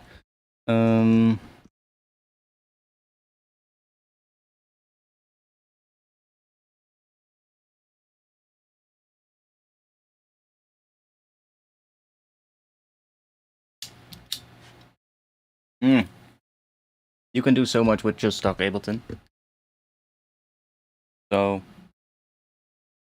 I mean, there's plugins that I definitely like a lot that I would, you know, that are just really nice, but there's so much you can do with stock stuff. So definitely learn that.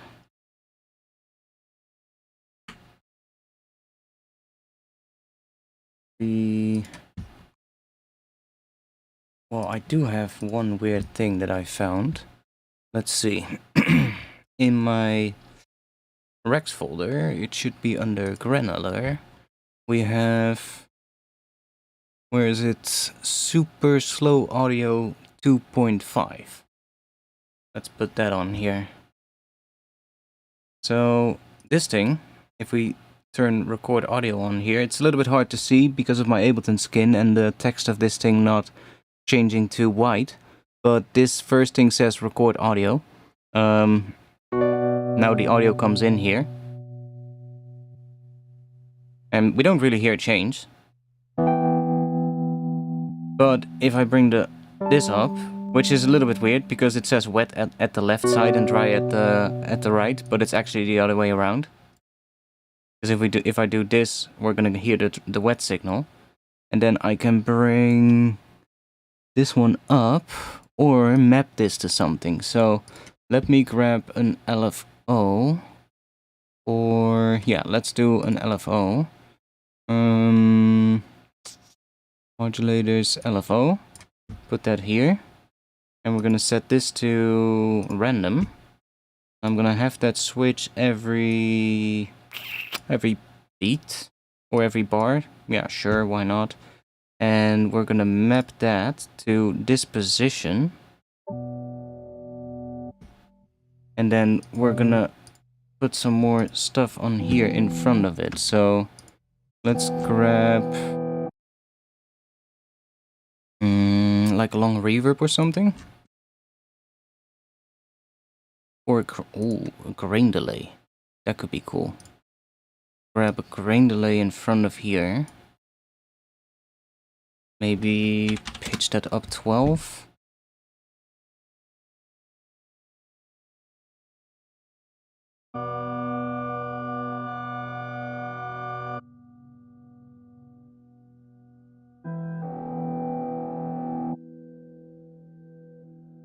And turn this off for now. Now we get that. And then if I put the feedback up.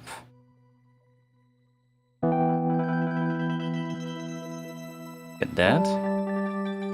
Then let's put some reverb on it.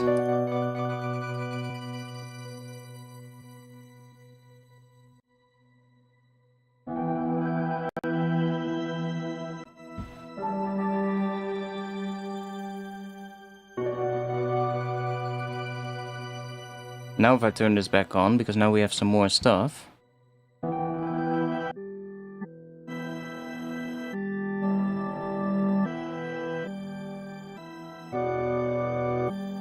You get all that kind of stuff. So if I put this at, I don't know, maybe 4.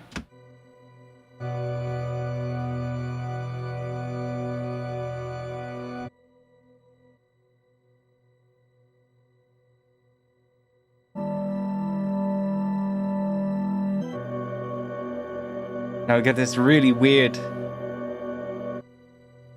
granular kind of thing.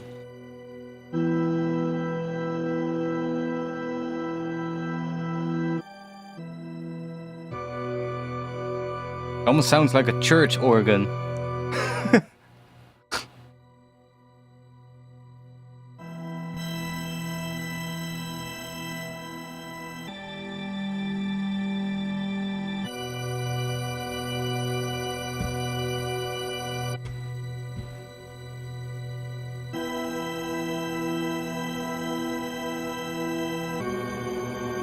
You also have this thing, which is how long it takes to change, I think. Oh, not. Oh yeah, it's for that.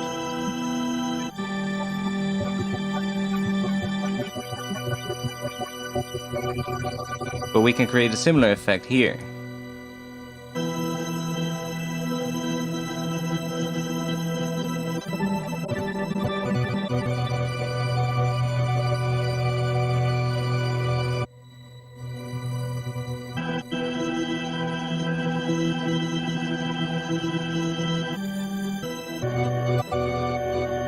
Get some really fucked up shit, but can give you some pretty nice textures.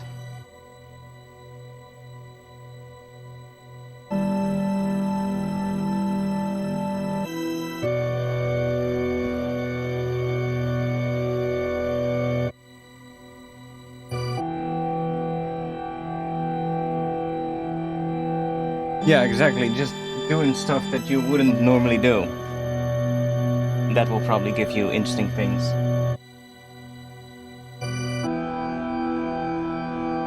Or letting Ableton decide stuff for you, you know?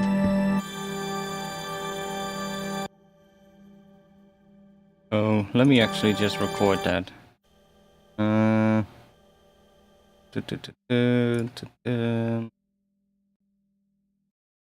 Take from 15.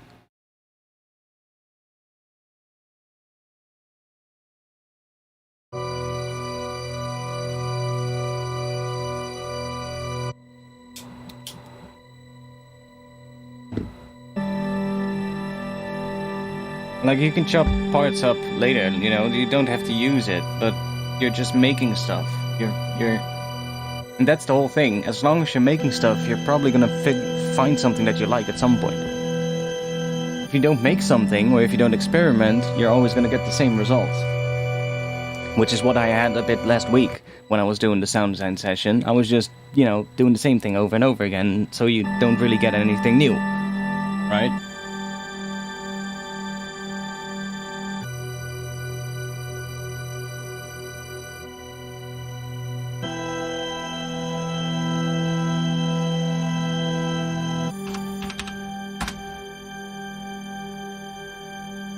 Now we're gonna get lower stuff.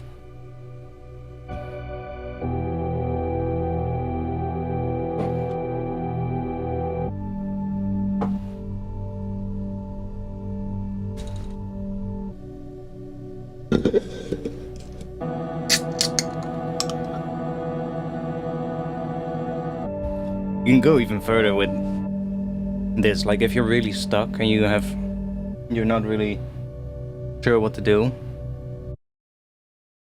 Like you can do so many things to force ideas.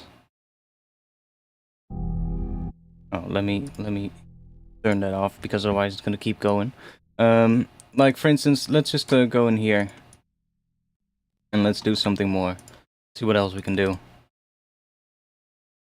Like, if I just take some kind of a piano or keys or something, let's say we're completely stuck, we have a blank Ableton and we don't know where to go.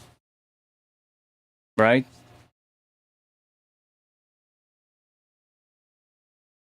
We all know those moments. So just, let's see, we'll just grab something like...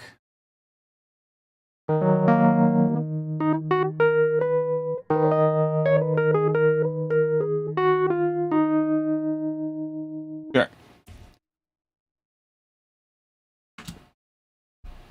Like, I can just say...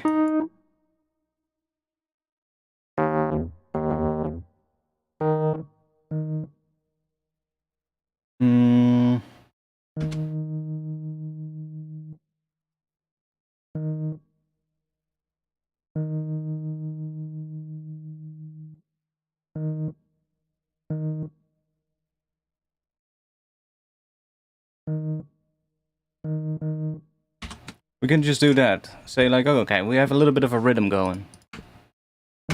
In D sharp.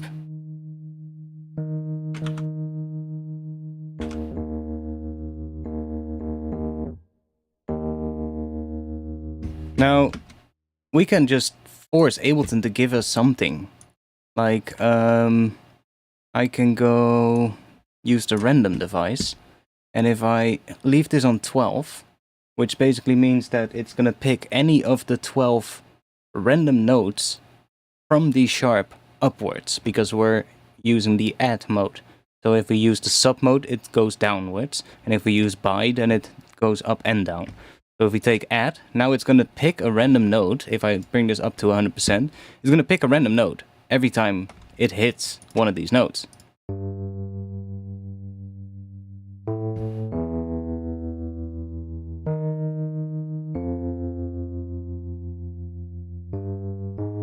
Now these are not in a scale, but if we add a scale device and we choose, for instance, minor D sharp, now every note that comes out is in scale.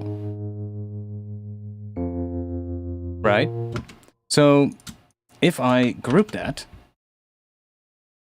and create another chain, now we get two notes. It's gonna sound a bit fucked, because they're in the same range, but if I take a pitch device and put that in front of this one, or after, and do, I don't know, 12, so it's an octave higher.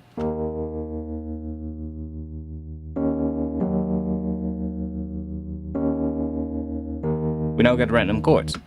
We can also go up here.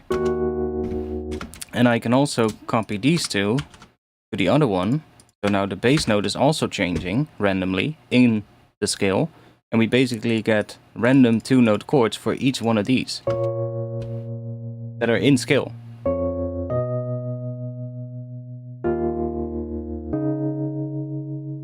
And the beautiful part of this is we can also record the MIDI. If I do this, why are you not recording the MIDI? Free effects. In. Post effects. Oh wait. What, the wrong track. Keyscape. Yeah. So we can now do So we can just let that play. And then later decide, oh, that chord is cool, that chord is cool, that chord is cool, and then make a chord progression out of those.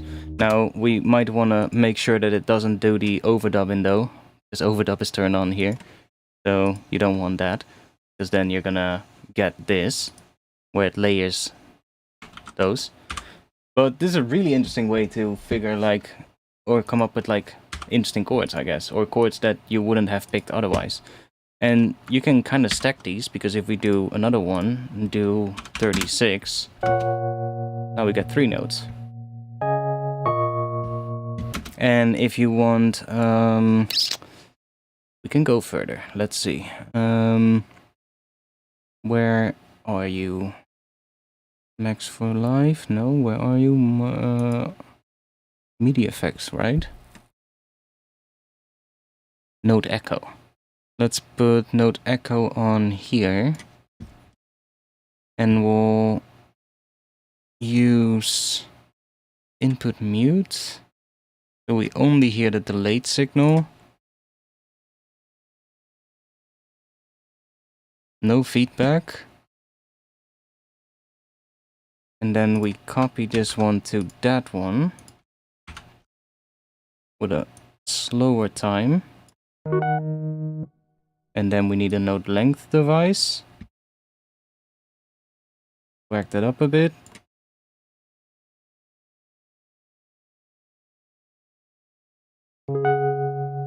Now we get strummed chords. And we can control the strum with that. And we could even map that to a macro, right? So we could take the Max for Life device randomizer thing again. Oh, we cannot, because it's... Oh, is there a MIDI device randomizer? That would be sick. Somebody please port this device. It's in the... which one was it? The Max for Life Essentials pack for Ableton. This device, if somebody can port this one to a MIDI effect, that would be so sick. Then you can throw this in here, and then you could automate these randomly. I mean, we can still do that. We can still do it. MIDI effects. Where's the MIDI LFO? MIDI LFO. There was a MIDI LFO, right? Or not? I mean, there's a shaper. But that doesn't have a random thing. Max for Life. Presets. Modulators. Do I have a MIDI LFO? I don't have the... There's one on the website for Max for Life, I know. Does this one work in a MIDI? No, it doesn't. MIDI shaper.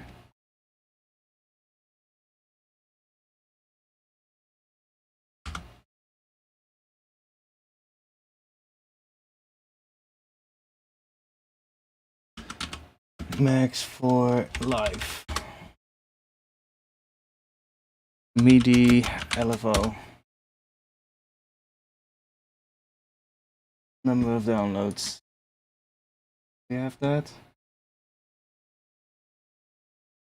Somebody must have ported the standard LFO to a MIDI device. Really not? Device library.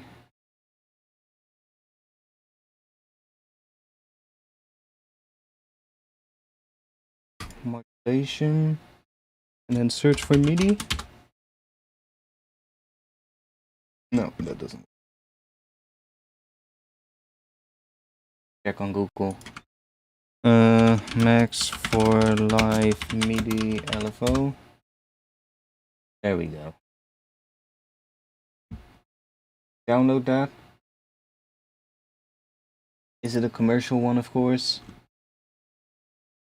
Download. Oh, it's not. Nice. Nice.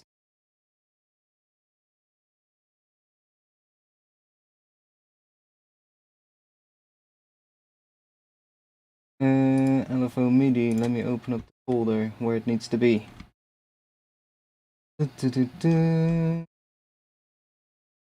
Presets. Track.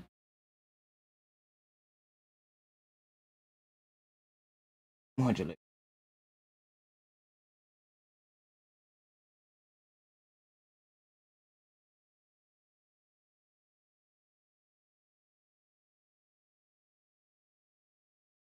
Now it should be there. I love Max for Live. It's so good. Back in the day, it wouldn't work on my computer because it would always be buggy, but now it actually works properly. It's so handy. You can do so much stuff with it. Like we can take this and we can do 1 to, let's do 0 to 2% maybe, or 3.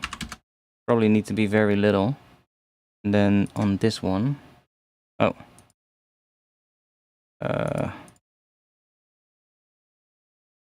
copy you to here. Or actually, let's just use 1. Or should we use 2 separate ones? Because then they're gonna be, yeah, 2 separate ones might be interesting. Let's do that. Map that to you. Okay, so we'll do... Let's do 3%. And then the other one, let's do 2 to 5 or 6% or something. And now we should get randomized strum times.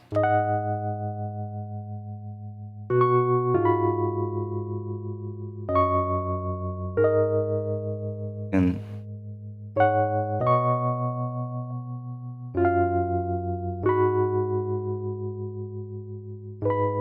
pretty subtle, but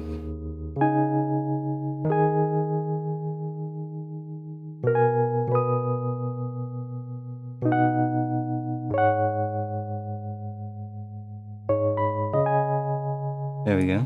You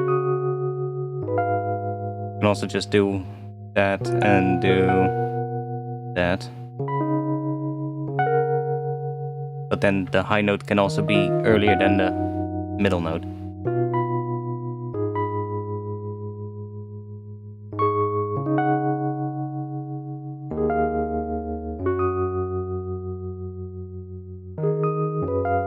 But all these notes just keep being random, which is nice. You can get some pretty interesting things going. And I guess with that note echo, you can keep adding more stuff as well. Like if I do a note echo after here on the high note. Yeah, okay, let's do that.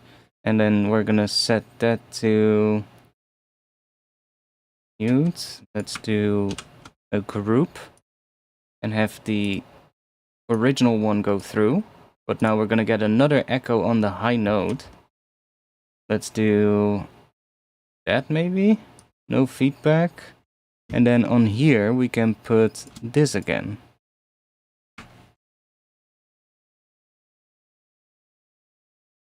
Now we should get another note in between somewhere. See? And we can change the position. Or we can set this to that and just map that to a macro or something. And we can use another one of these.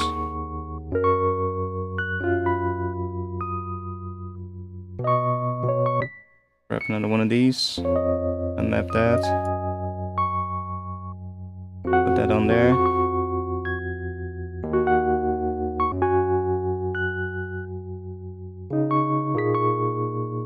Weird shit. And we are missing one thing. That one.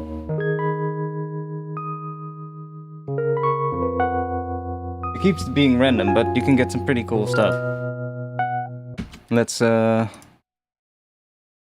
a portal on here.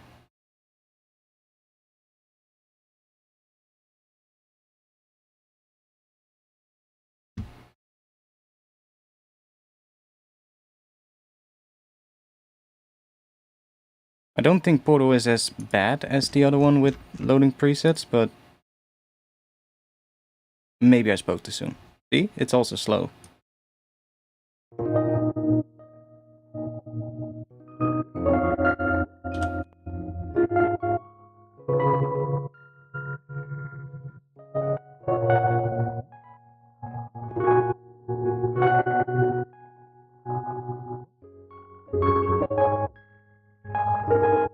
This sounds weird as fuck.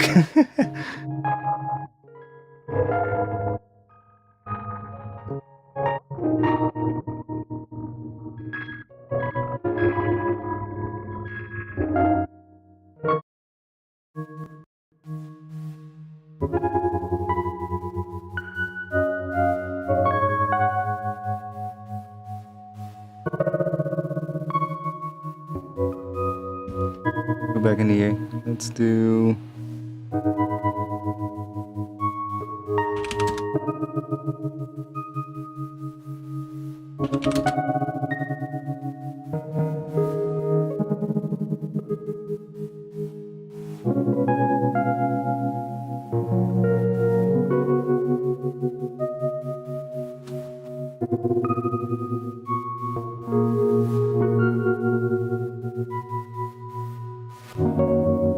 The fuck was that?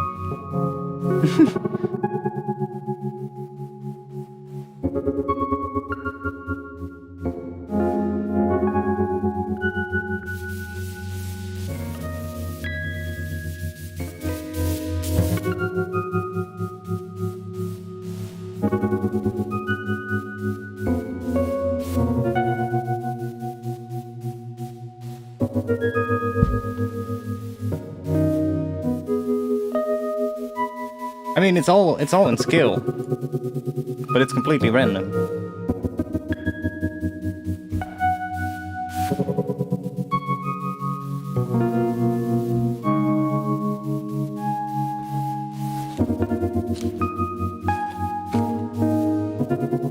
And if we want a different skill, we just replace the skill devices. So if we want health whole tone diminished, or what was the other one? Whole half tone diminished. And we put that here, and we do D sharp, and copy that to here, and to here. And wasn't there another one here? Yeah, there's another one here.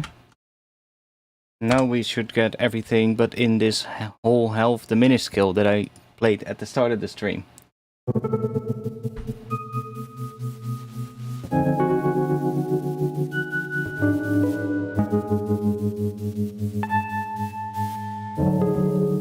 Ooh, jazzy.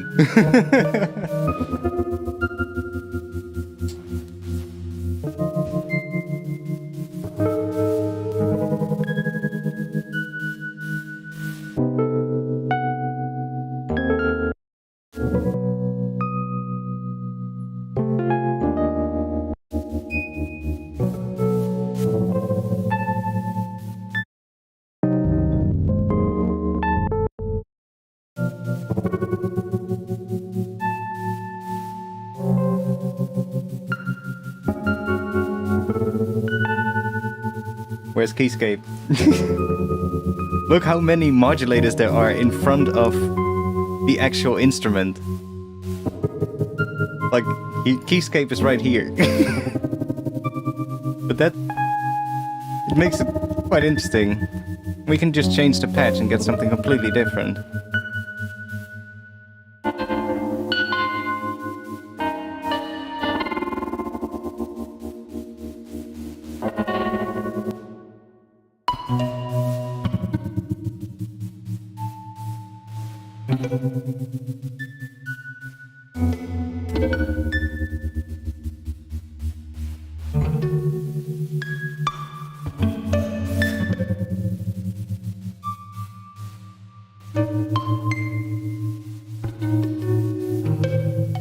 The skill's quite interesting, actually.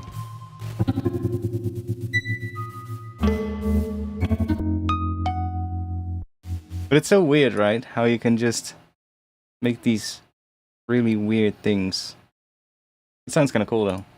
And doing this, you're gonna get so many interesting, unexpected results that you wouldn't have made otherwise. And you don't have to necessarily do this entire MIDI effects chain thing, right? You can also just make some chords that you want, that you like, and then just start, you know, processing it and doing a lot of randomization on that, you know, so stuff is moving around and changing the sound in random ways. That's how you can also do it. You don't necessarily have to generate the notes randomly, but that can be really cool.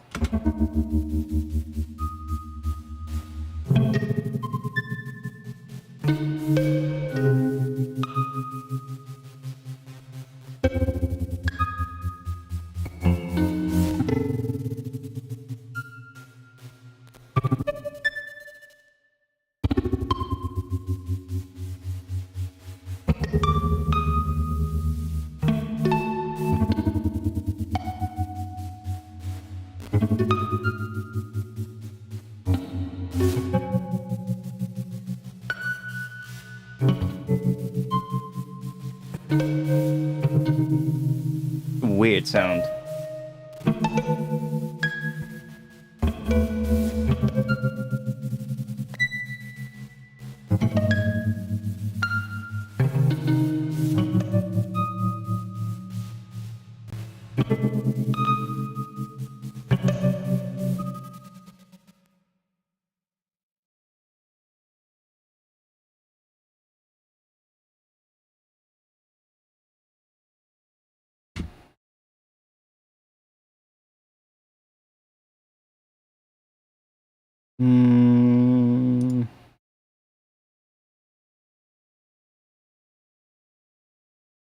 This is, what is this gonna give us?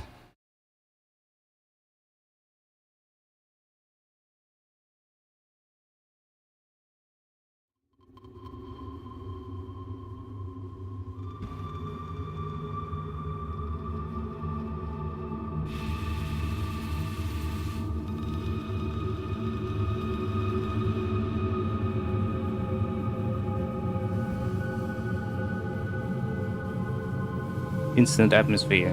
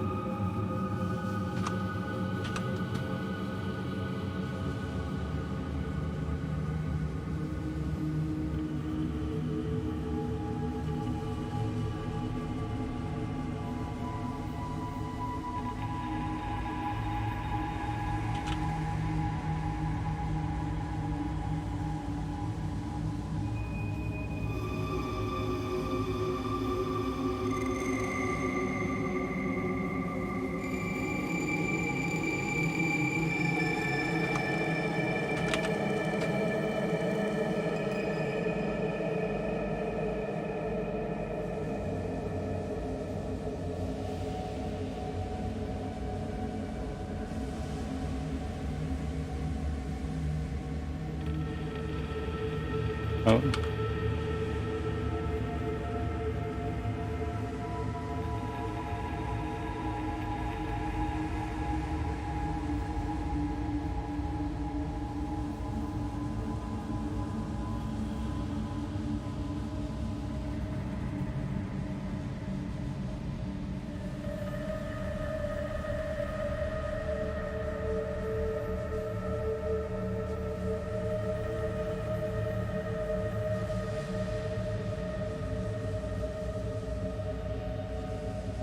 Pretty nice atmosphere.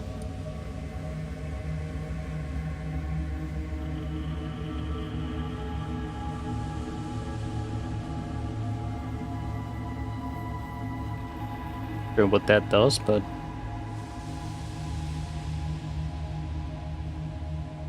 Don't necessarily hear much of a change. Okay, it does get louder a bit when we go down on the density.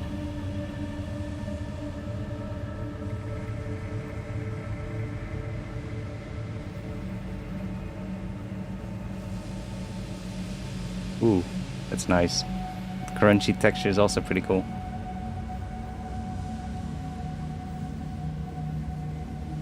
It's because of that noise that comes out of the portal.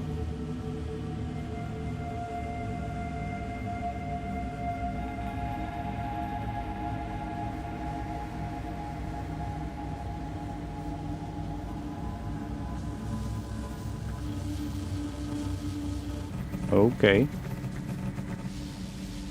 That's also kind of cool.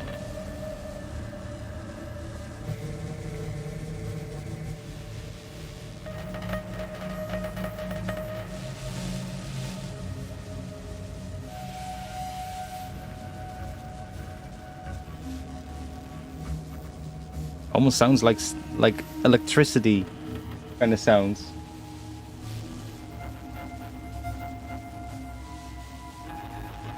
Like static kind of.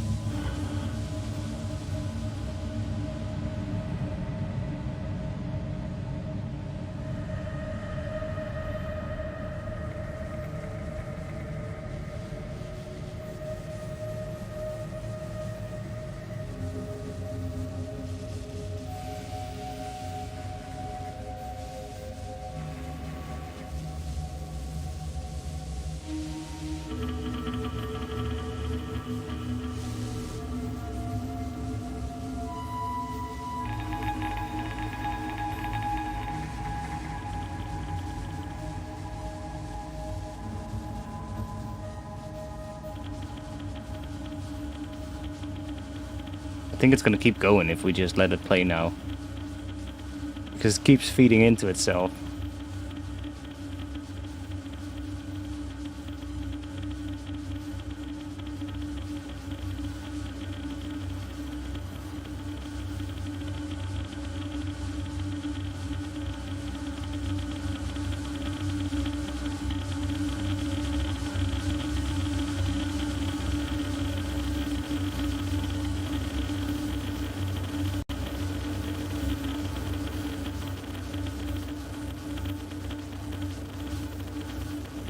Texture?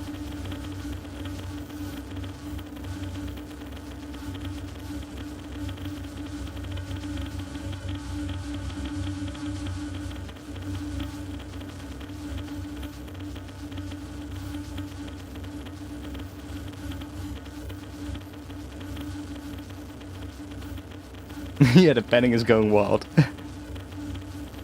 But I think that's also because the ingoing sound was already going pretty wild in terms of the panning. That's such a weird sound.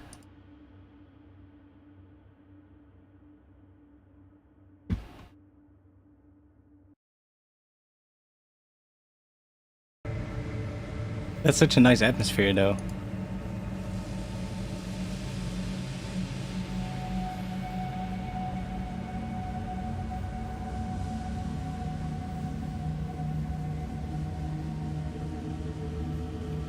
I need to piss, so you'll listen to some atmosphere while I'm gone.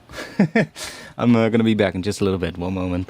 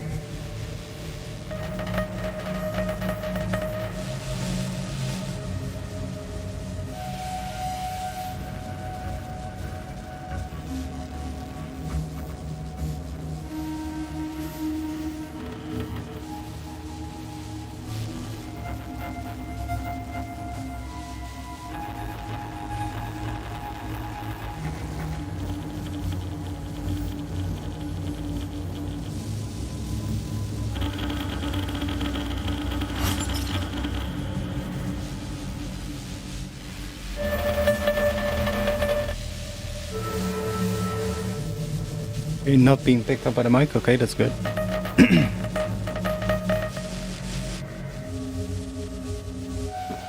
Now, I guess we can apply similar things as well to bass. So let's go here.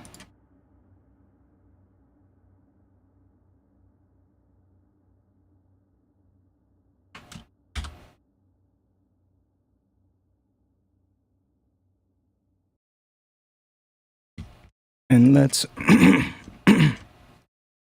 let's grab ourselves a serum.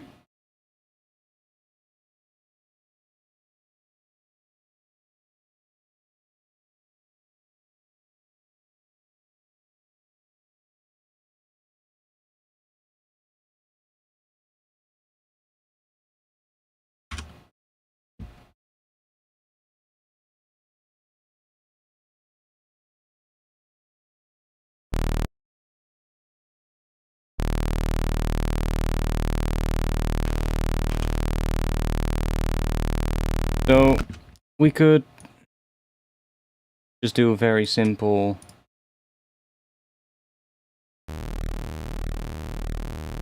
that.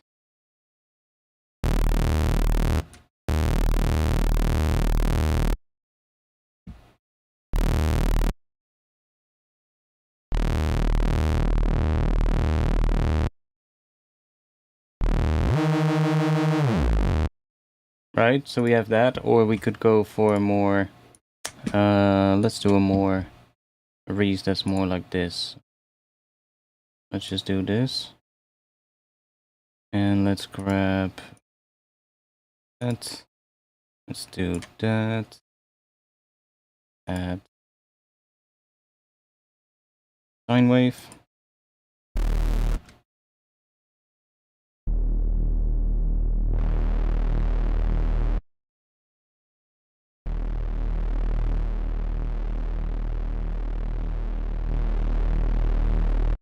And let's go in here and let's do something like that, so it's almost mono. Now, I guess we can just do a very similar thing here. Like if we just let's first split this up maybe. Let's do a low bend. And then we'll have another bend with a high pass. Maybe we can use that one. Oh, actually, maybe it might be better if we just do this. Although we got quite a bit of phasing then. If we use an auto filter, we shouldn't.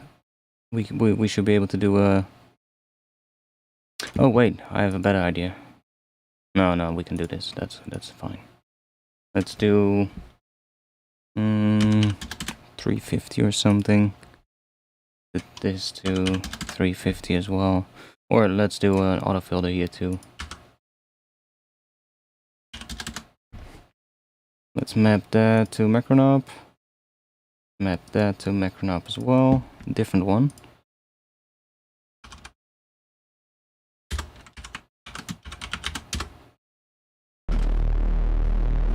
We should have pretty much the same thing, because we're using 24 dB per octave filters now, which is basically how you get the cleanest frequency split without going linear phase. You want to use 24 dB per octave filters and then have the resonance set to, well, what should theoretically be, I think it is 0.707, but that is roughly 14% inside of autofilter, so that's just the default value. And now we can just do stuff on here. I can also put that randomizer thing in here.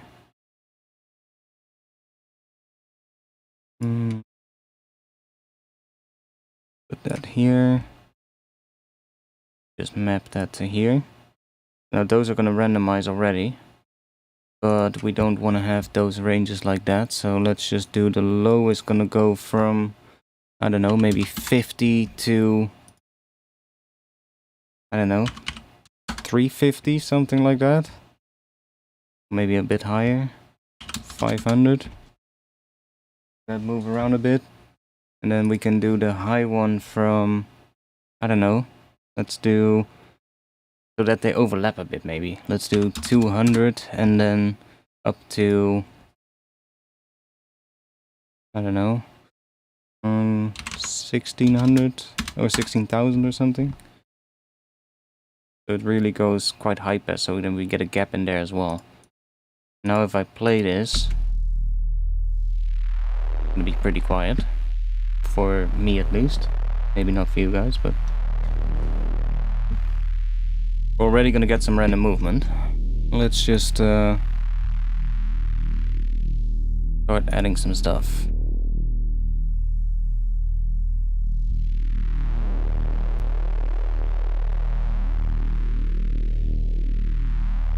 Good old notch.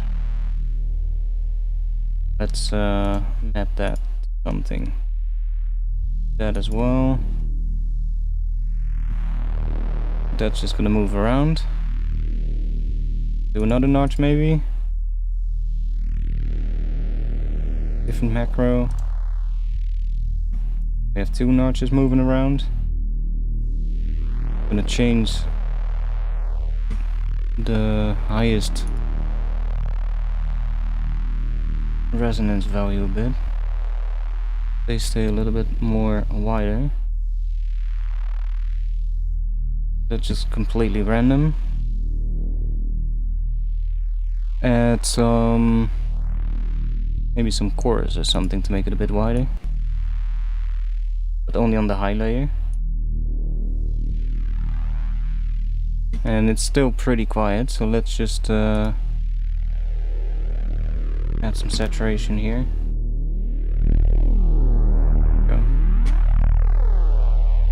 Hear what I'm doing. I'm also gonna add a low pass here, I think. Just automate that as well.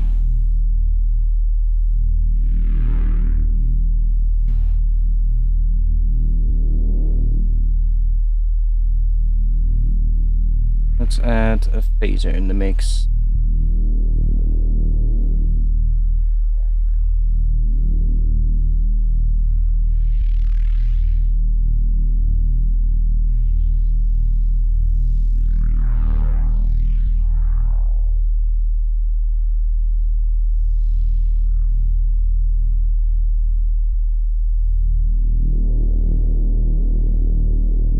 Where's the speed of the phaser?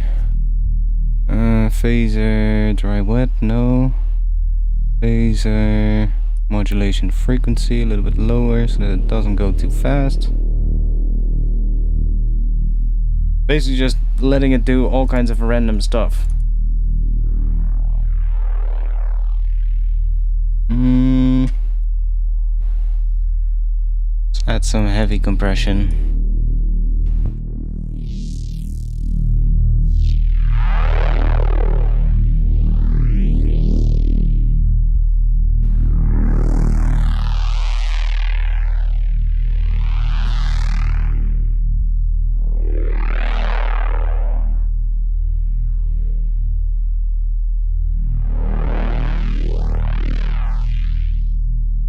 Can also add it just to this one.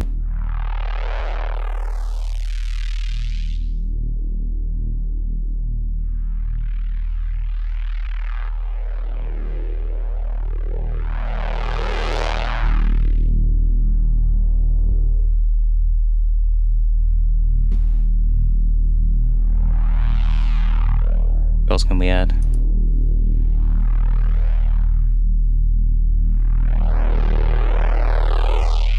Do we get if we...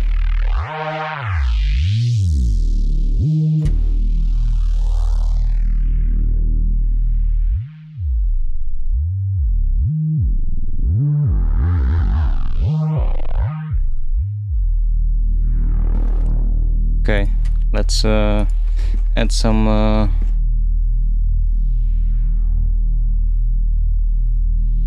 wanna Add some volume movement, I think.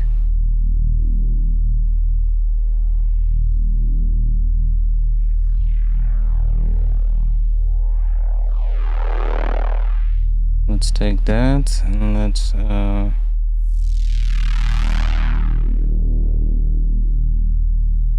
are you?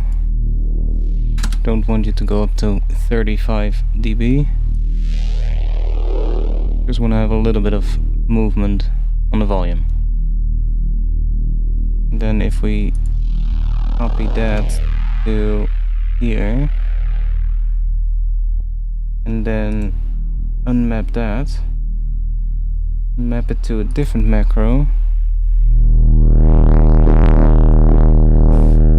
set that to 0, this to, I don't know, something like that.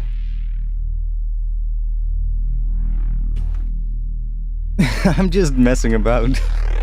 I'm really just doing stuff random at the moment. Let's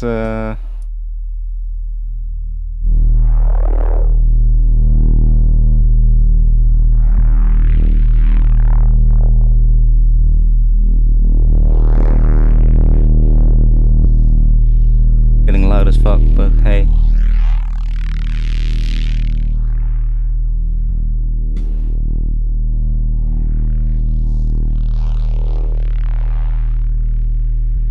Can we add some more?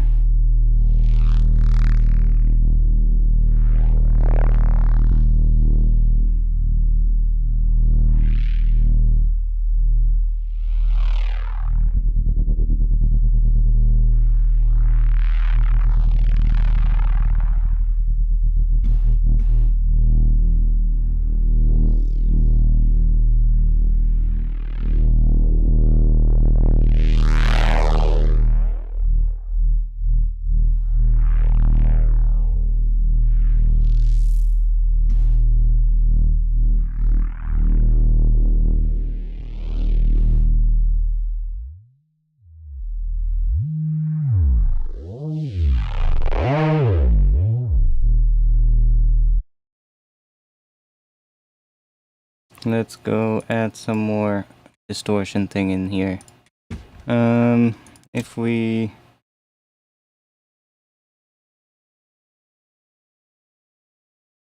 group this and duplicate this one and map this one to here. Now we have another one going around. Let's map this to there, that to there. Sure, why not? There we go. See what you got. Oh, it's actually quite nice.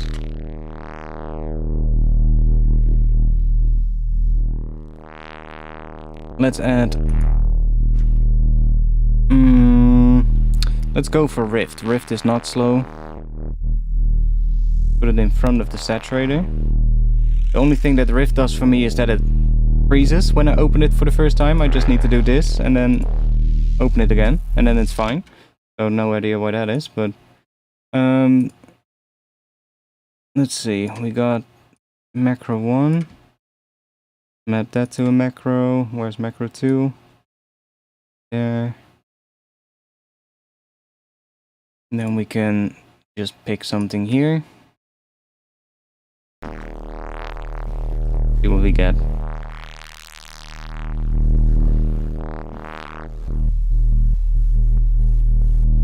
I mean, it's gonna be random anyway, but what I kind of was doing this for as well is being able to now set this to monophonic legato. Just do something like this. And then being able to just play into this. Like just I don't even necessarily have to have it playing, but I think it'll just do it right now. But just being able to play like that, please. Hello? Why you not do anything? There we go. Oh, we need to turn it off MPE mode.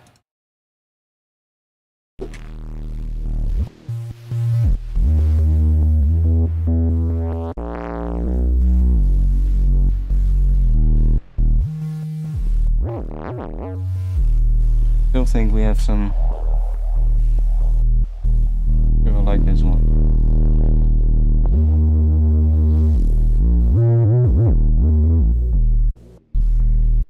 Where? Right, so that one. Let's go here. We have the EQ and number 8. Let's not make it go down all the way.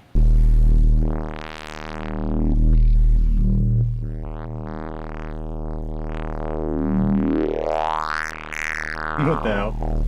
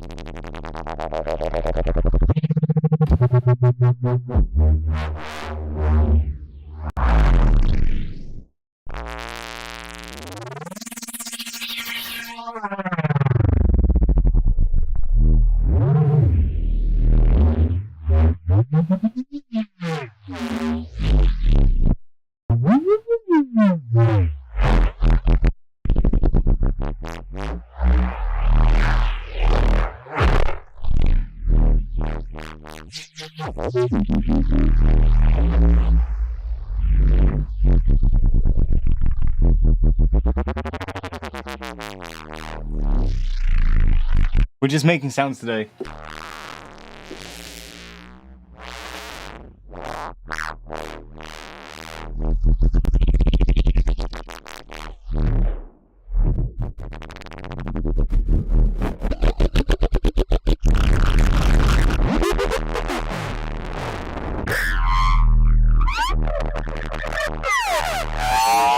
What the hell?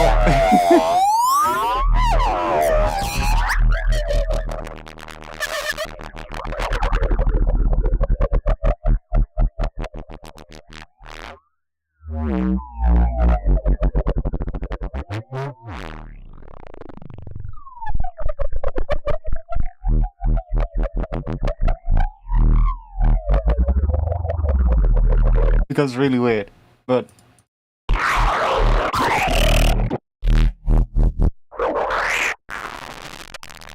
love that randomizer button is really good.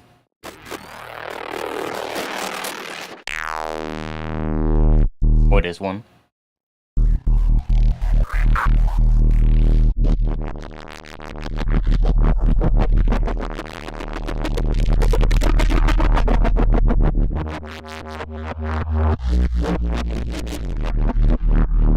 Some really weird sounds. And especially because I've locked the scale here to only D sharp and A sharp, which is the 5th. We only get those two on the resonator here.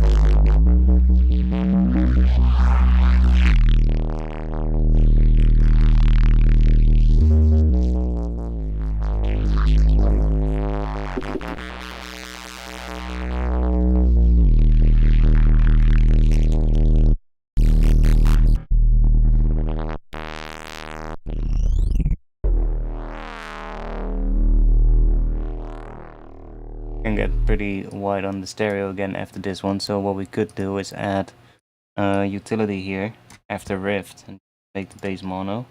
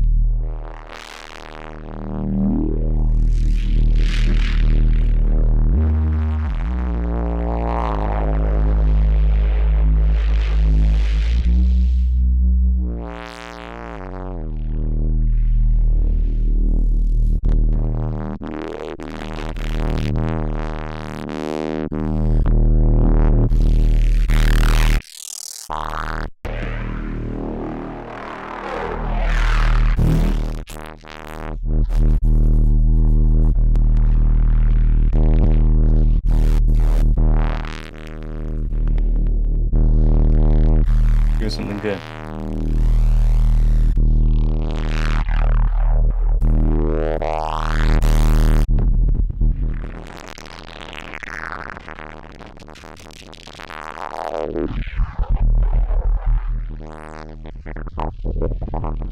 Yo, lag.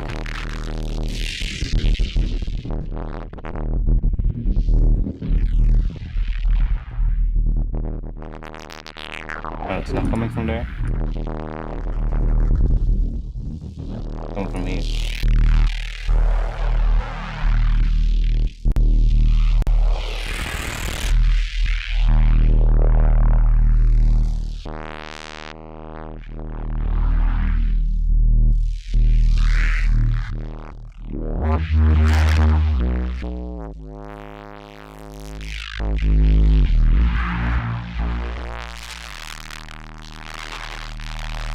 Really messed up.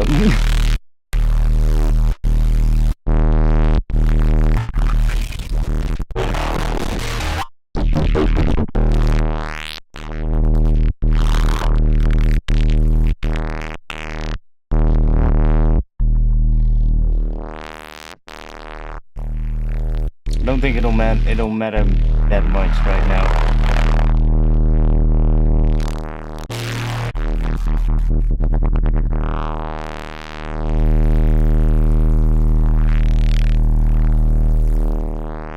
And speed up the LFOs a little maybe, but at least the ones that are time synced.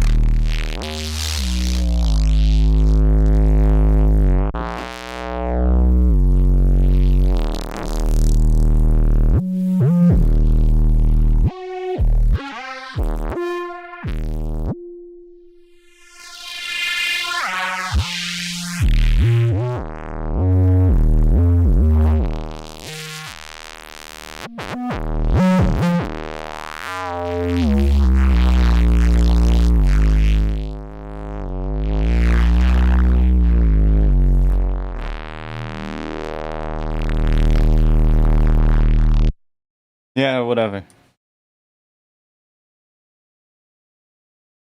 Weird Reese. See what we can get.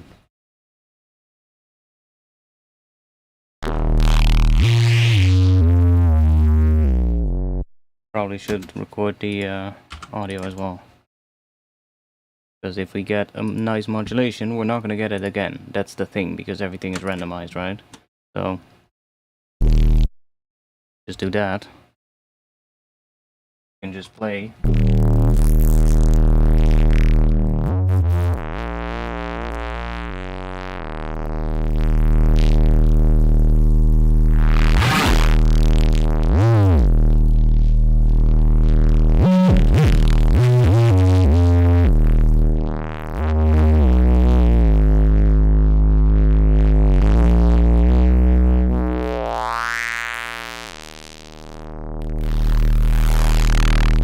that I think that this is the best one, but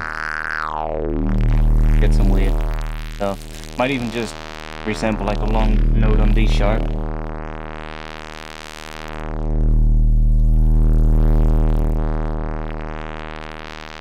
But I don't think this will turn out too good.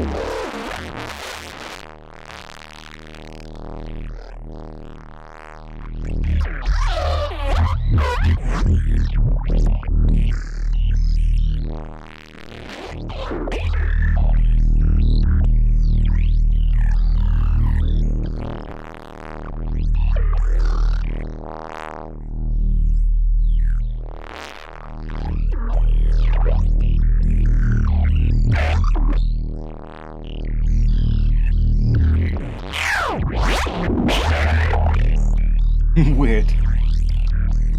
I'm just holding one note. It's just all the randomizers now.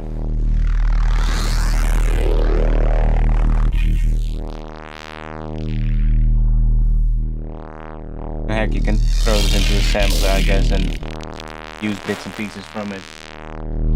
Filter it again.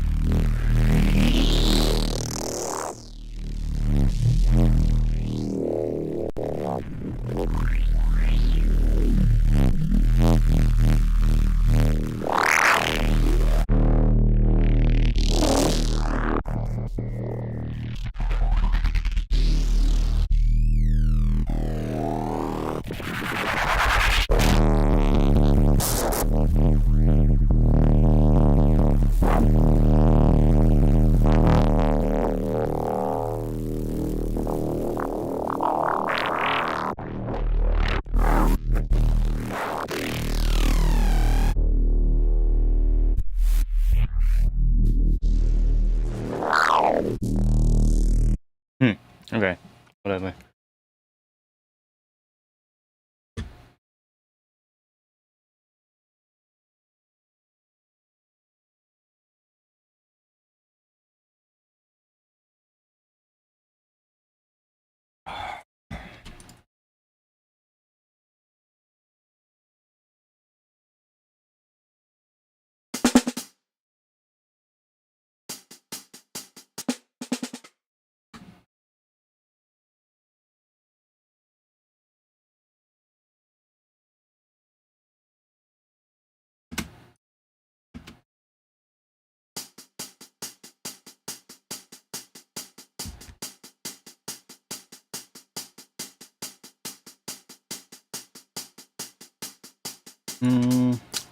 Let's see. And do something. See what we get. Getting late as well, but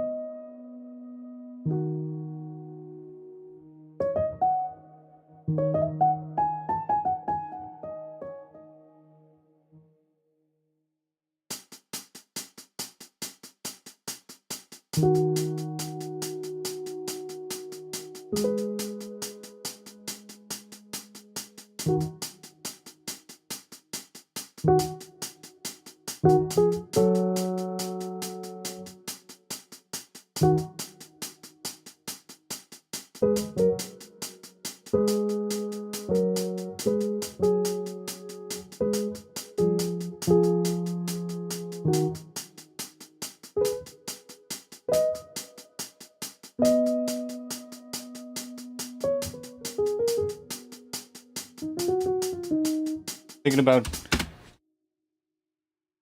I do hear something in my head, but what are those chords? Definitely D sharp.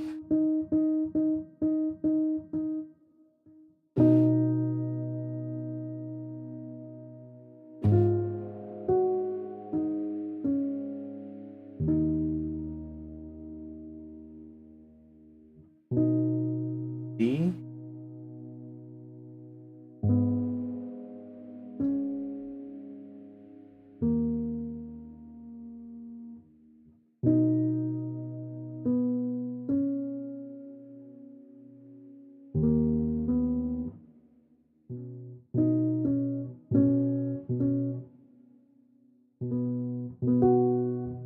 Let me also put something in here to make it a bit louder, because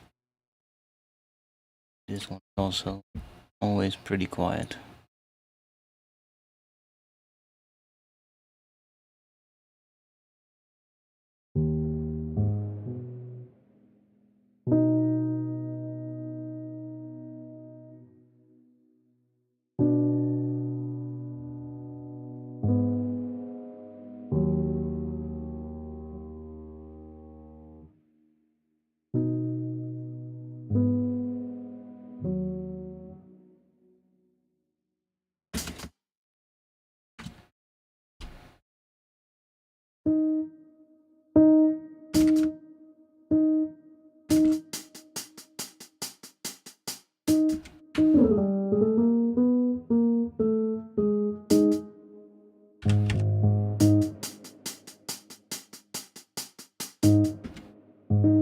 Just G sharp.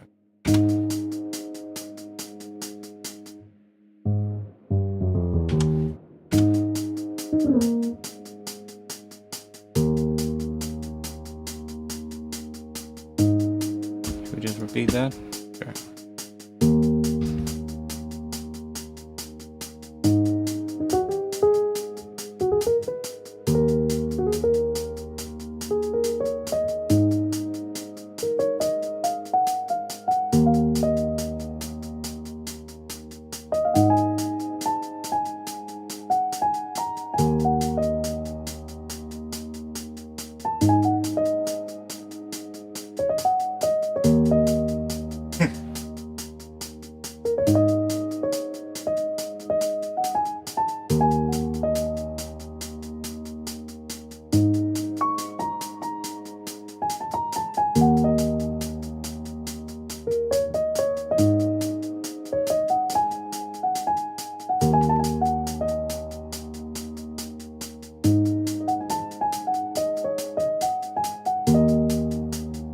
This is definitely some cool... That's basically just playing blues scale on top of that.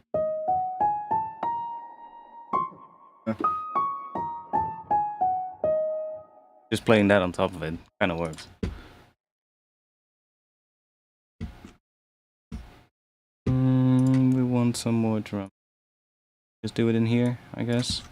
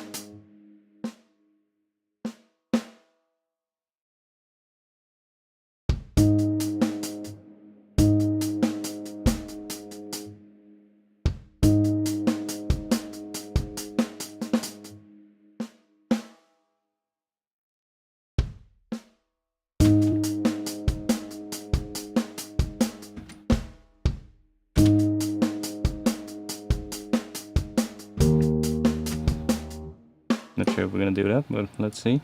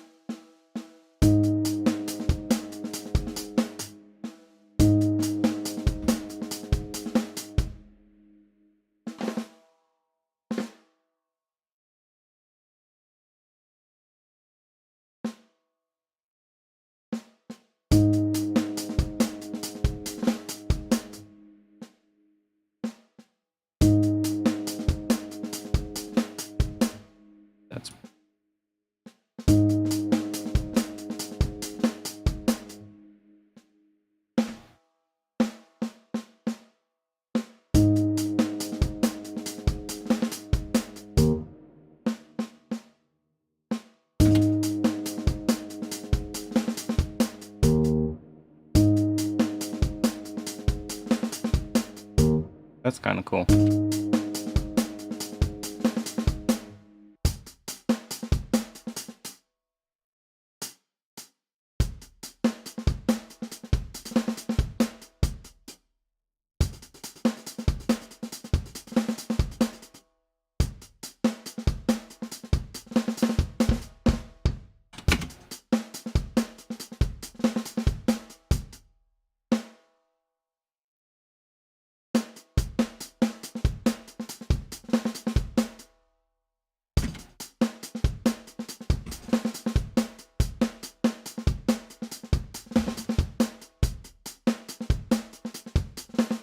Take this one. Which had the other snare, I believe.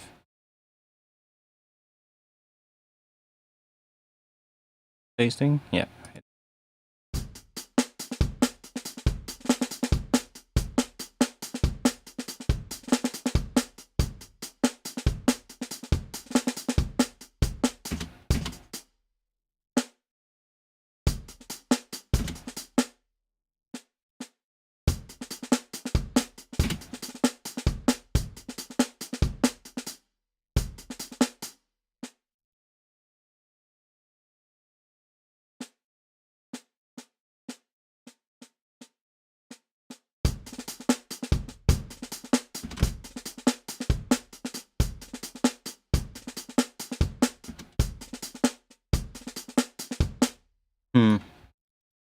See if we can do a different pattern.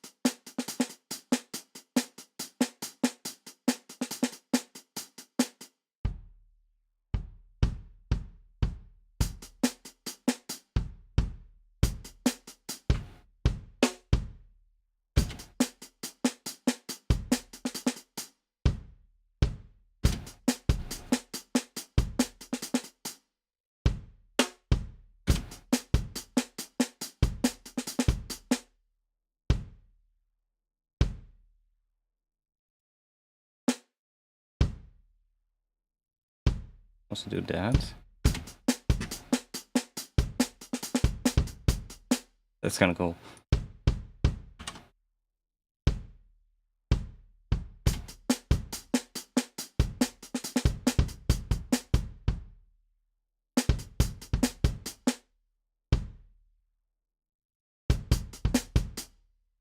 Ooh, kind of wants.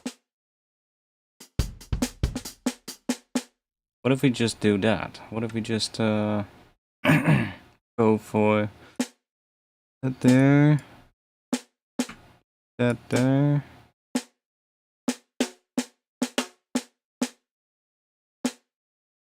that.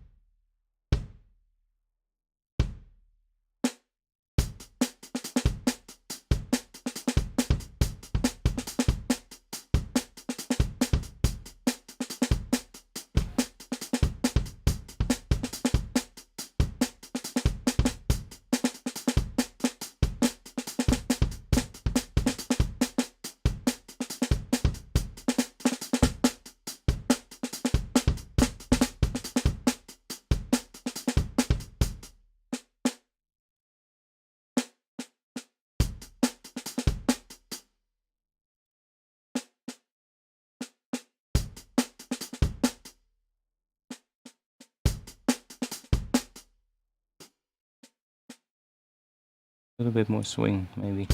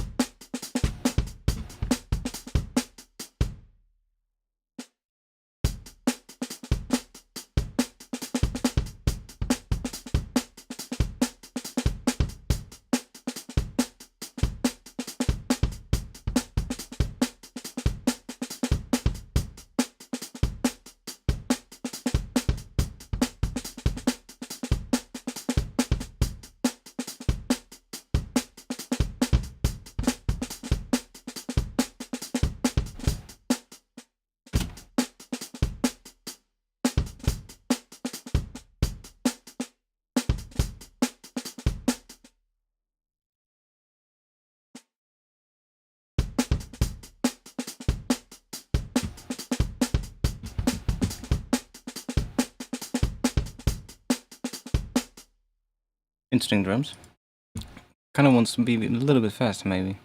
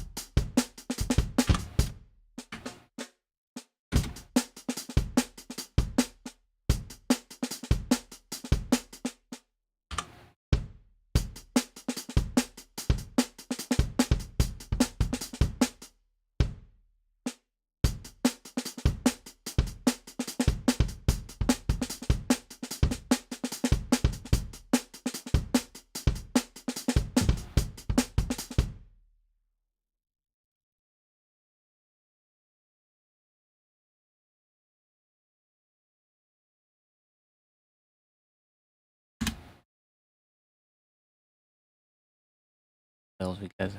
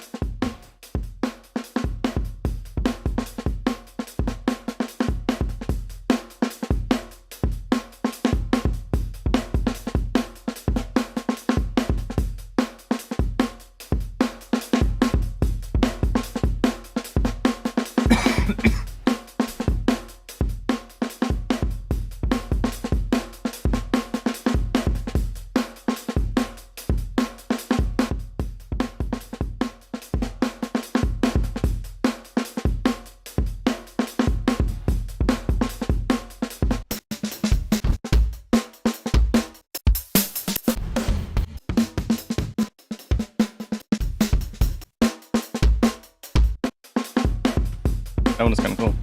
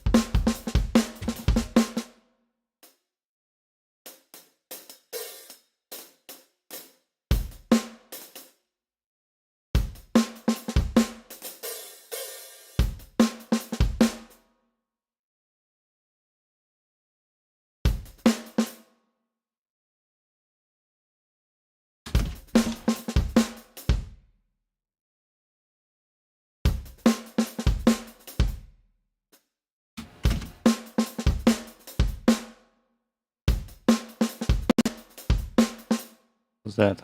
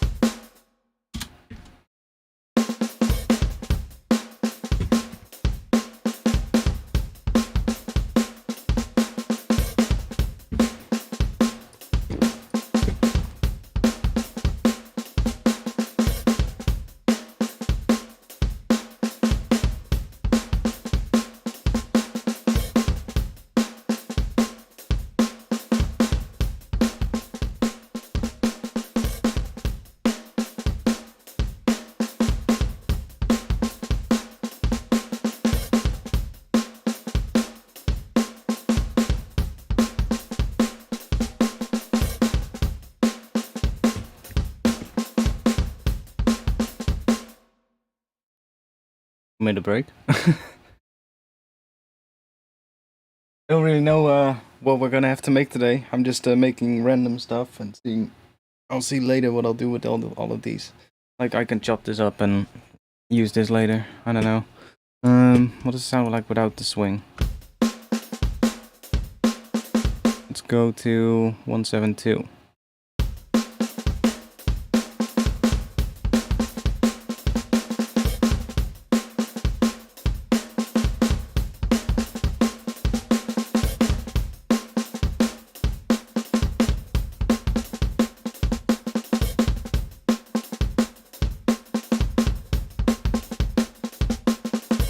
Maybe a bit busy for 172, but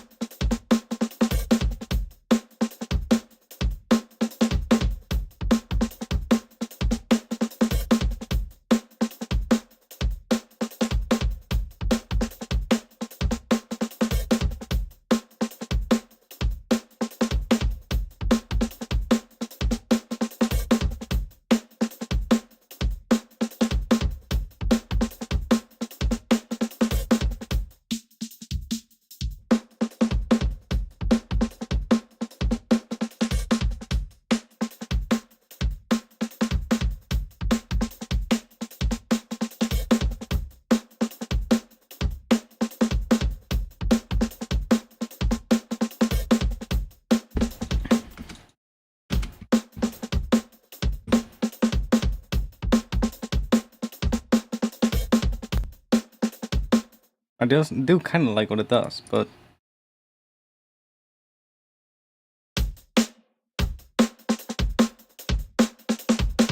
it makes the kick a little bit weird, but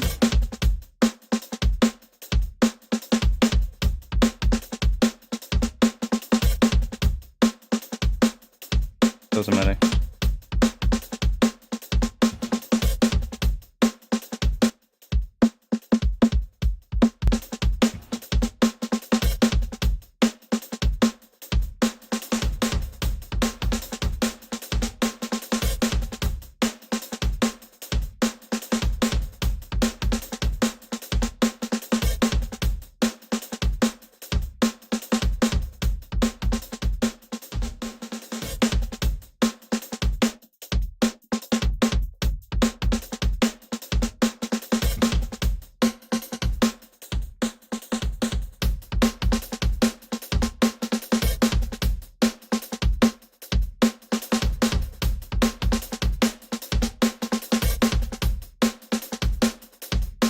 Actually quite an interesting sounding, sort of like compression this way.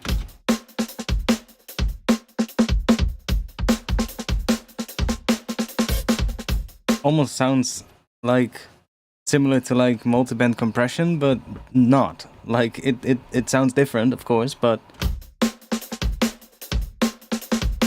the result of what it does to like the frequencies is like similar to when you would put like multi-band compression on the drums and like really squash it. But it has a different tone. It's quite wide, but that's also because of this still being pretty wide. If we narrow this down, we can have something that's much more monophonic, or mono.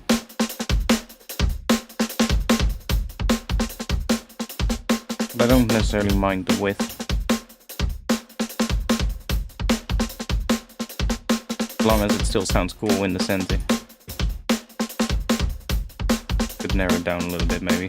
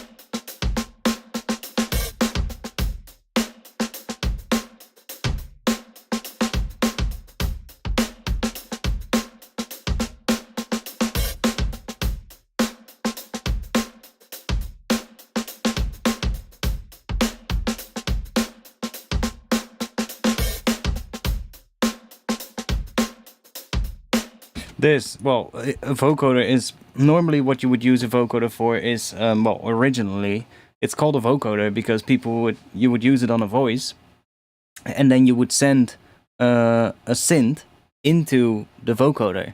So if you're familiar with like, who's that artist called? Their music is filled with vocoders. Imogen Heap.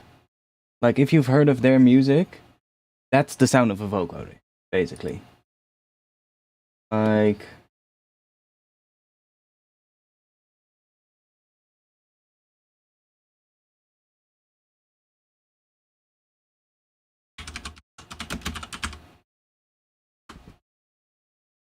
I can only play a really short part, otherwise we're gonna get copyright claimed, but this, that's the sound of a vocoder. It's basically just a voice running through a vocoder with a synth feeding into the vocoder playing a chord, and then it applies that to the voice. But you can also use it in a lot of different ways. So in terms of the Ableton vocoder, you can use like external, which is basically then you take like a chord and you can feed it into it, for instance, using some audio input. But if you set it to modulator, it uses itself as the input. So in this case, I've put it on some drums, on like a drum break, like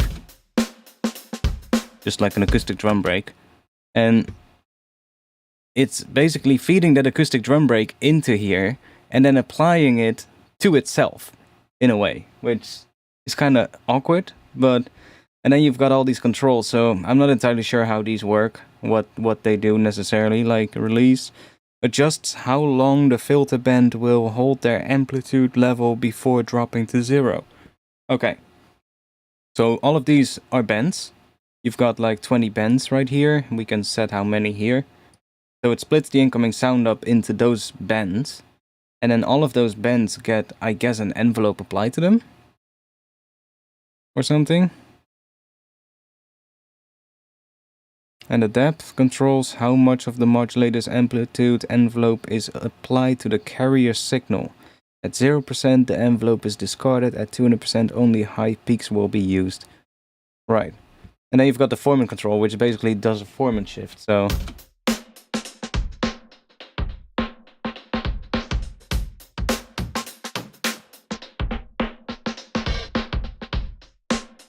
It's a pretty interesting way of changing drums.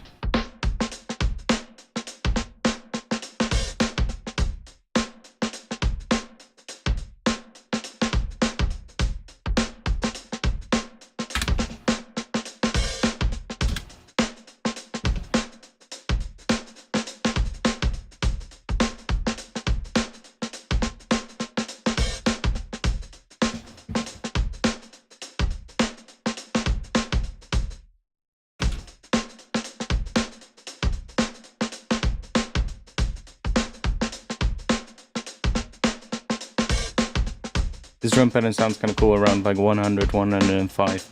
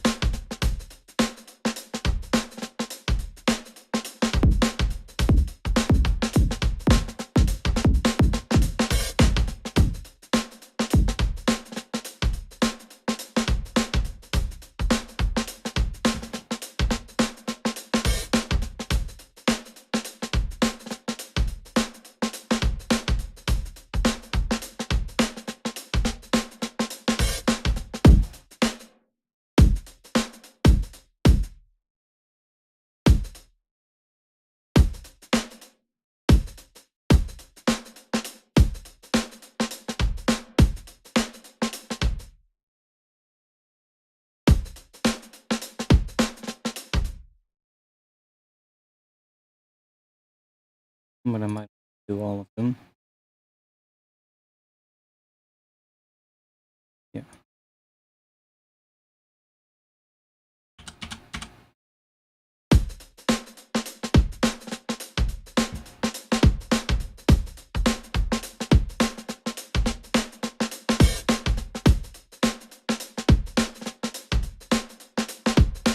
Oh, it's not in the Same scale as what we were doing anyway, but doesn't matter.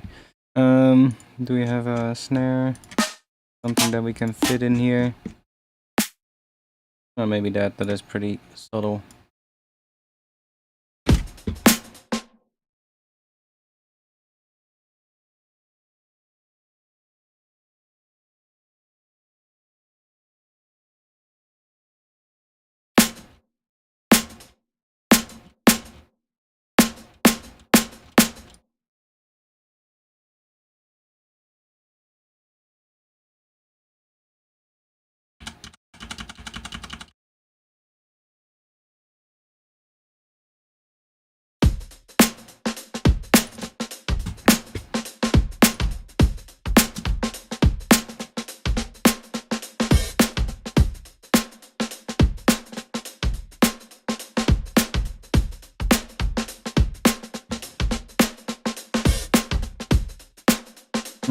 We can grab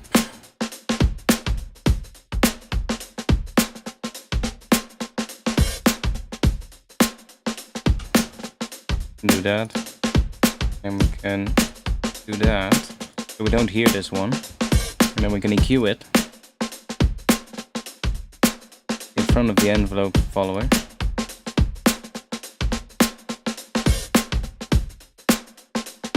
We just grab like the first part, the click. There we got a sidechain trigger.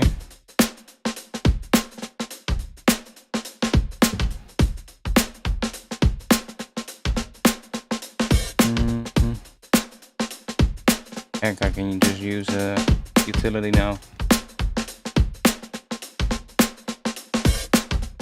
Set this to 0. This to 50. Map.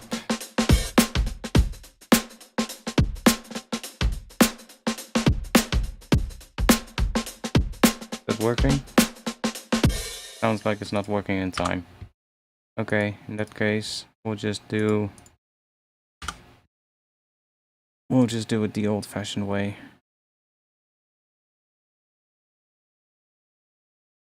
We don't need that.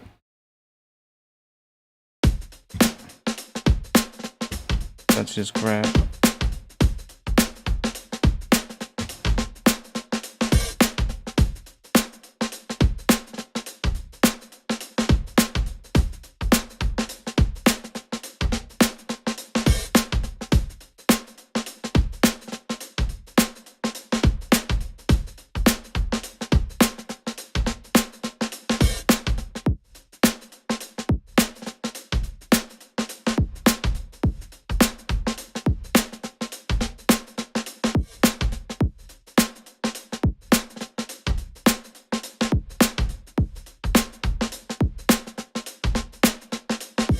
don't want to be shorter.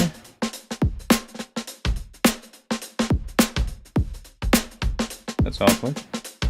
Why not?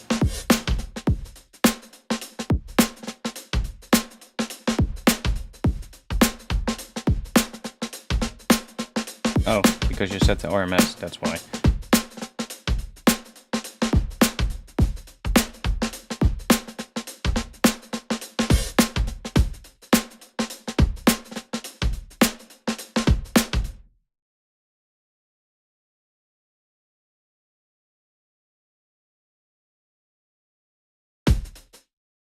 This one, do that.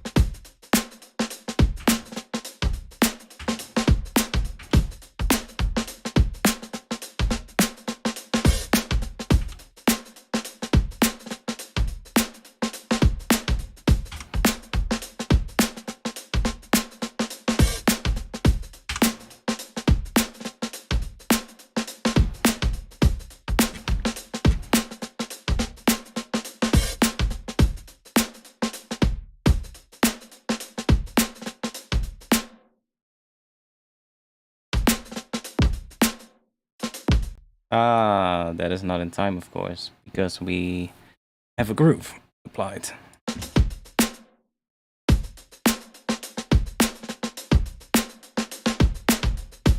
Yeah.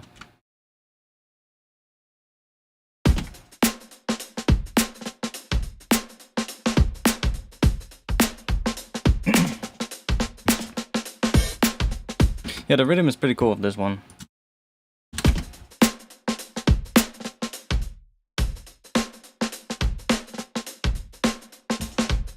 Definitely gonna keep this break and probably resample a couple of different versions of it because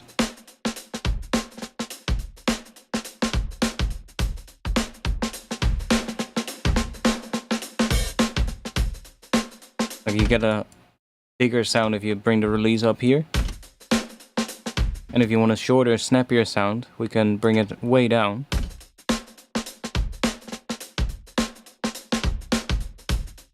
And get a lot snappier.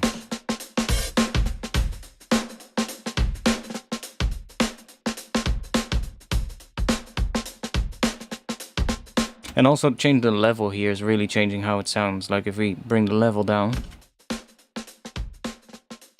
gonna be quieter, but it also responds different to the bends.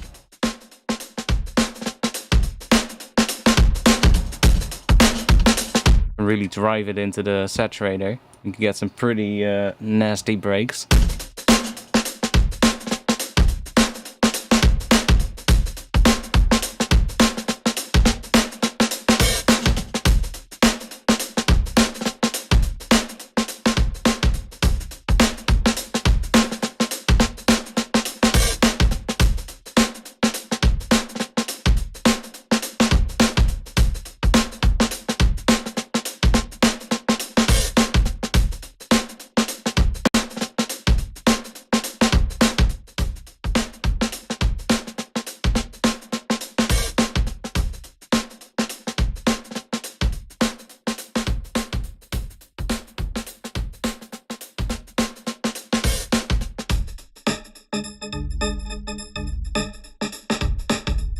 So you can actually see the bends if we do that.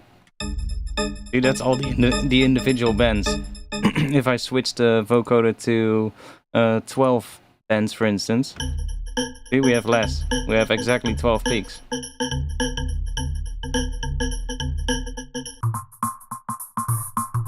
See, now we have 4. But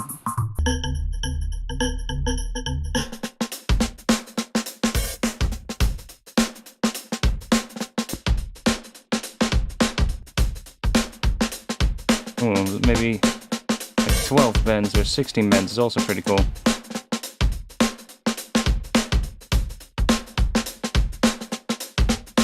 Sounds a bit more like a normal drum kit that way.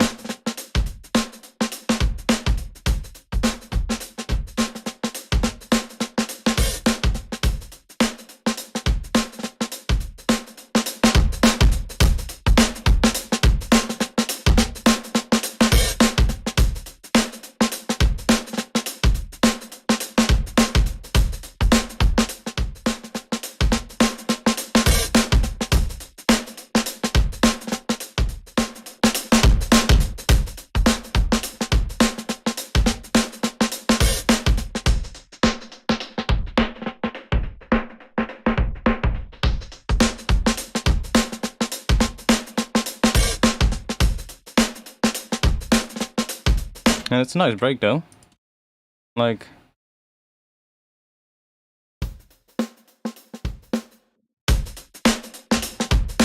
loud as fuck, but sounds cool.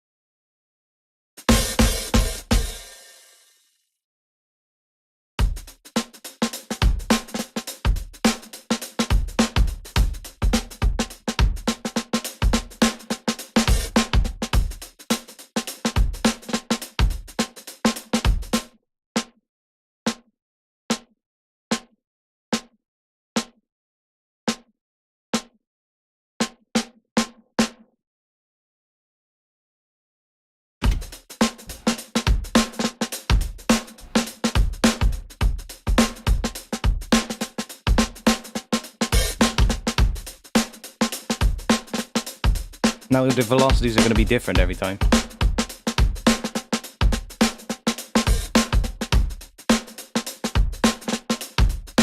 You get like different patterns.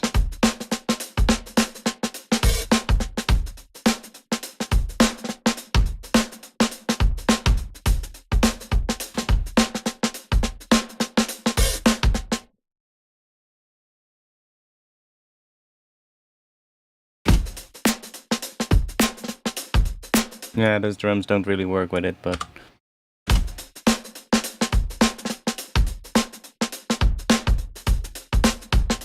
break itself is nice though.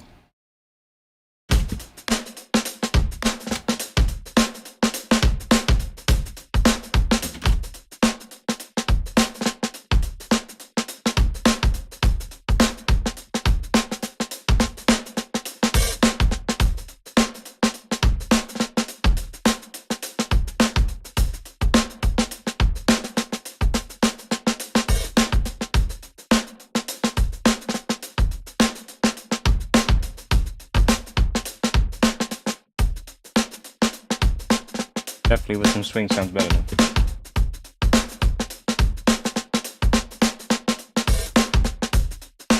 I don't know what else we can make. I'm also getting a bit tired, so might stop streaming soon. Today was such a random stream, but hey, we had a lot of fun though. Made a lot of sounds.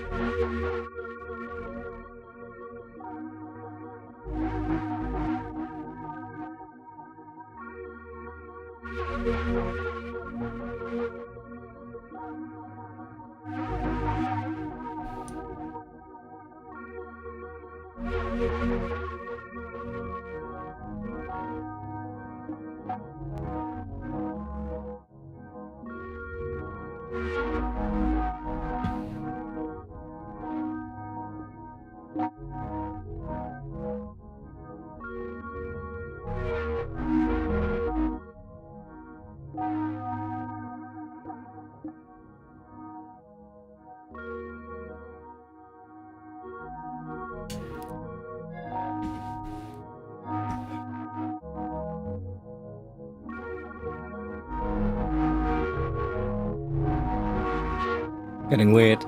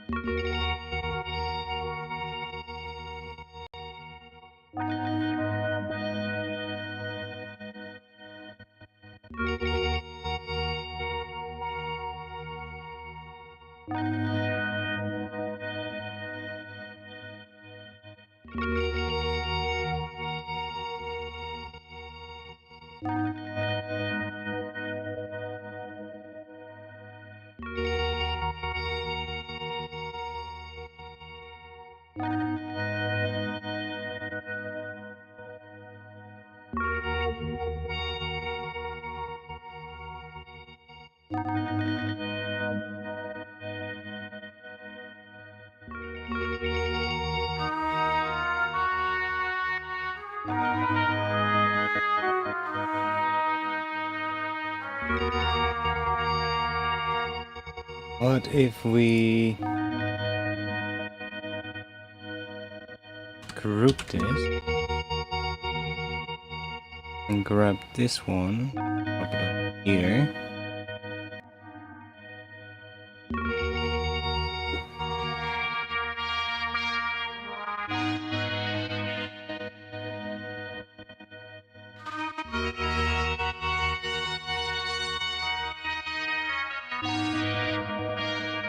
That's really weird.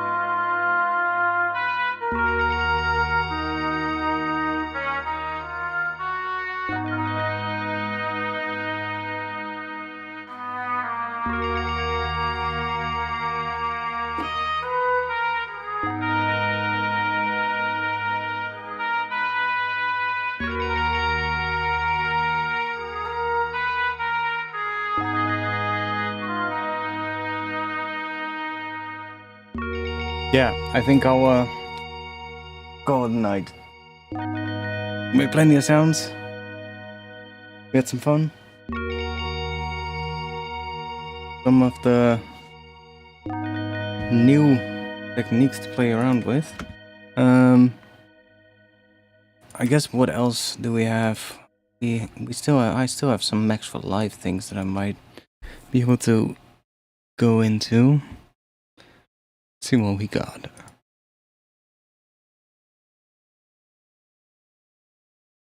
I can always also like messing with like Max for Live things, so especially if it's like, I don't know, granular things.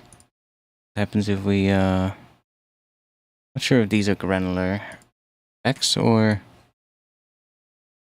On the looks of it, it is. Called grain mill.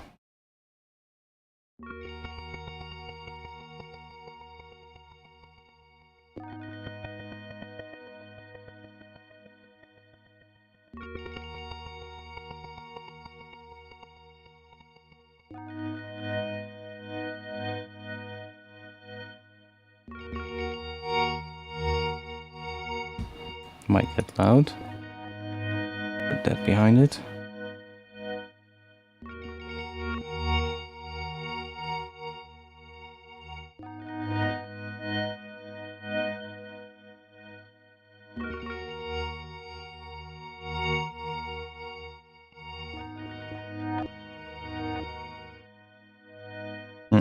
That one is not too interesting. What else do we got? I downloaded so many of these Max for Live things. That is an instrument. That is not. Grain flow sustain. Let me save, by the way, before Ableton crashes.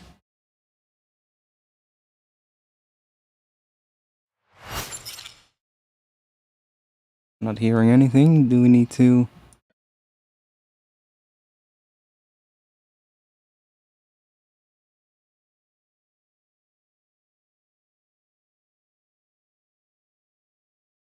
Okay.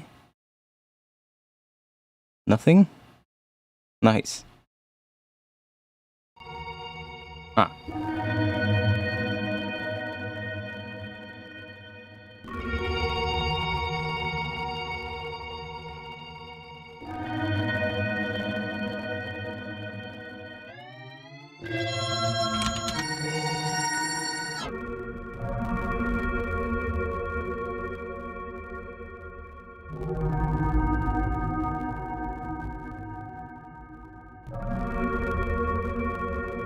No.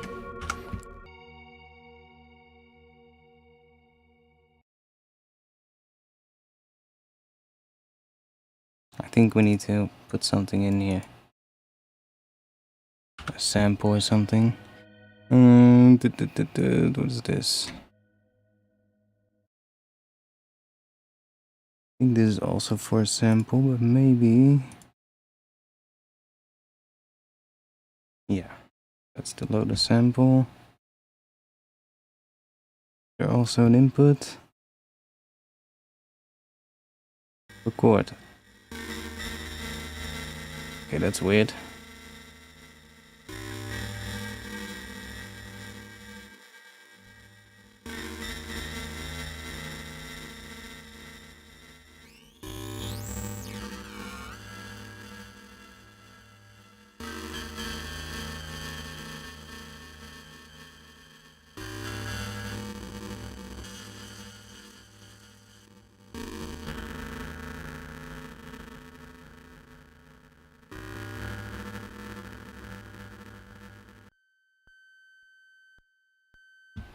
Okay.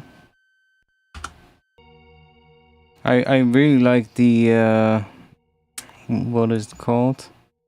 The Max for Live real-time texture one. That one just works really well. It basically just turns everything into atmosphere, and it just sounds nice. Though sometimes it can also click.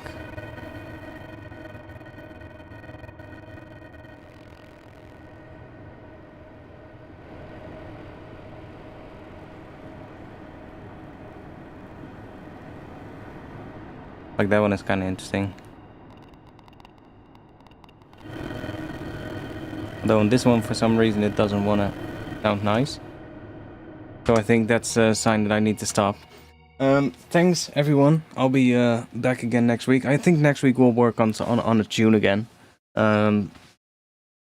Today I just wanted to do some sound design and have some fun with that. I'll be back next week. If you want to join the Discord, I'll drop a link to that in the chat. And if you want to go to my Patreon, support me. I dropped a new SAM pack on there today. So there's a bunch of samples included that are basically just what I did today, but then the resampled long versions of it that I made off stream. A bunch of them have like a ton of weird like bass resamples and stuff like that. Like we've got these weird plucky bass things. All kinds of weird textured kind of sounds. And there's a whole bunch more, so if you want to get those, go to my Patreon. The pack was quite big this month, over 2 gigabytes, so you can grab that on my Patreon. Thanks, I'll be back again next week, Friday, 8:30 p.m. Amsterdam time, and I hope to see you there. Hope to see you then, I should say. I'll be in the Discord afterwards, so if you have any more questions or anything, or just want to ask something, like maybe you want to, maybe you want to ask something about the Max for Live devices or something like that, I'll be in the Discord after the stream, so drop your questions there if you have any. Or if you have any cool Max for Live devices, that's also a good one. If anybody has some cool Max for Live devices, drop them in the Discord, or drop a link to them in the Discord, because I would love to check some more out. Really liking having like more modulators. That's always good. Things that modulate stuff, because the more stuff modulates at random without me having to touch anything, the better. Because then you get all kinds of weird things that you would have never otherwise come up with. So if you have anything, just drop a link in the Discord. Thanks for being here. I'll play the atmosphere. Well, I'll see y'all in the next one. Have a good night as well. Peace.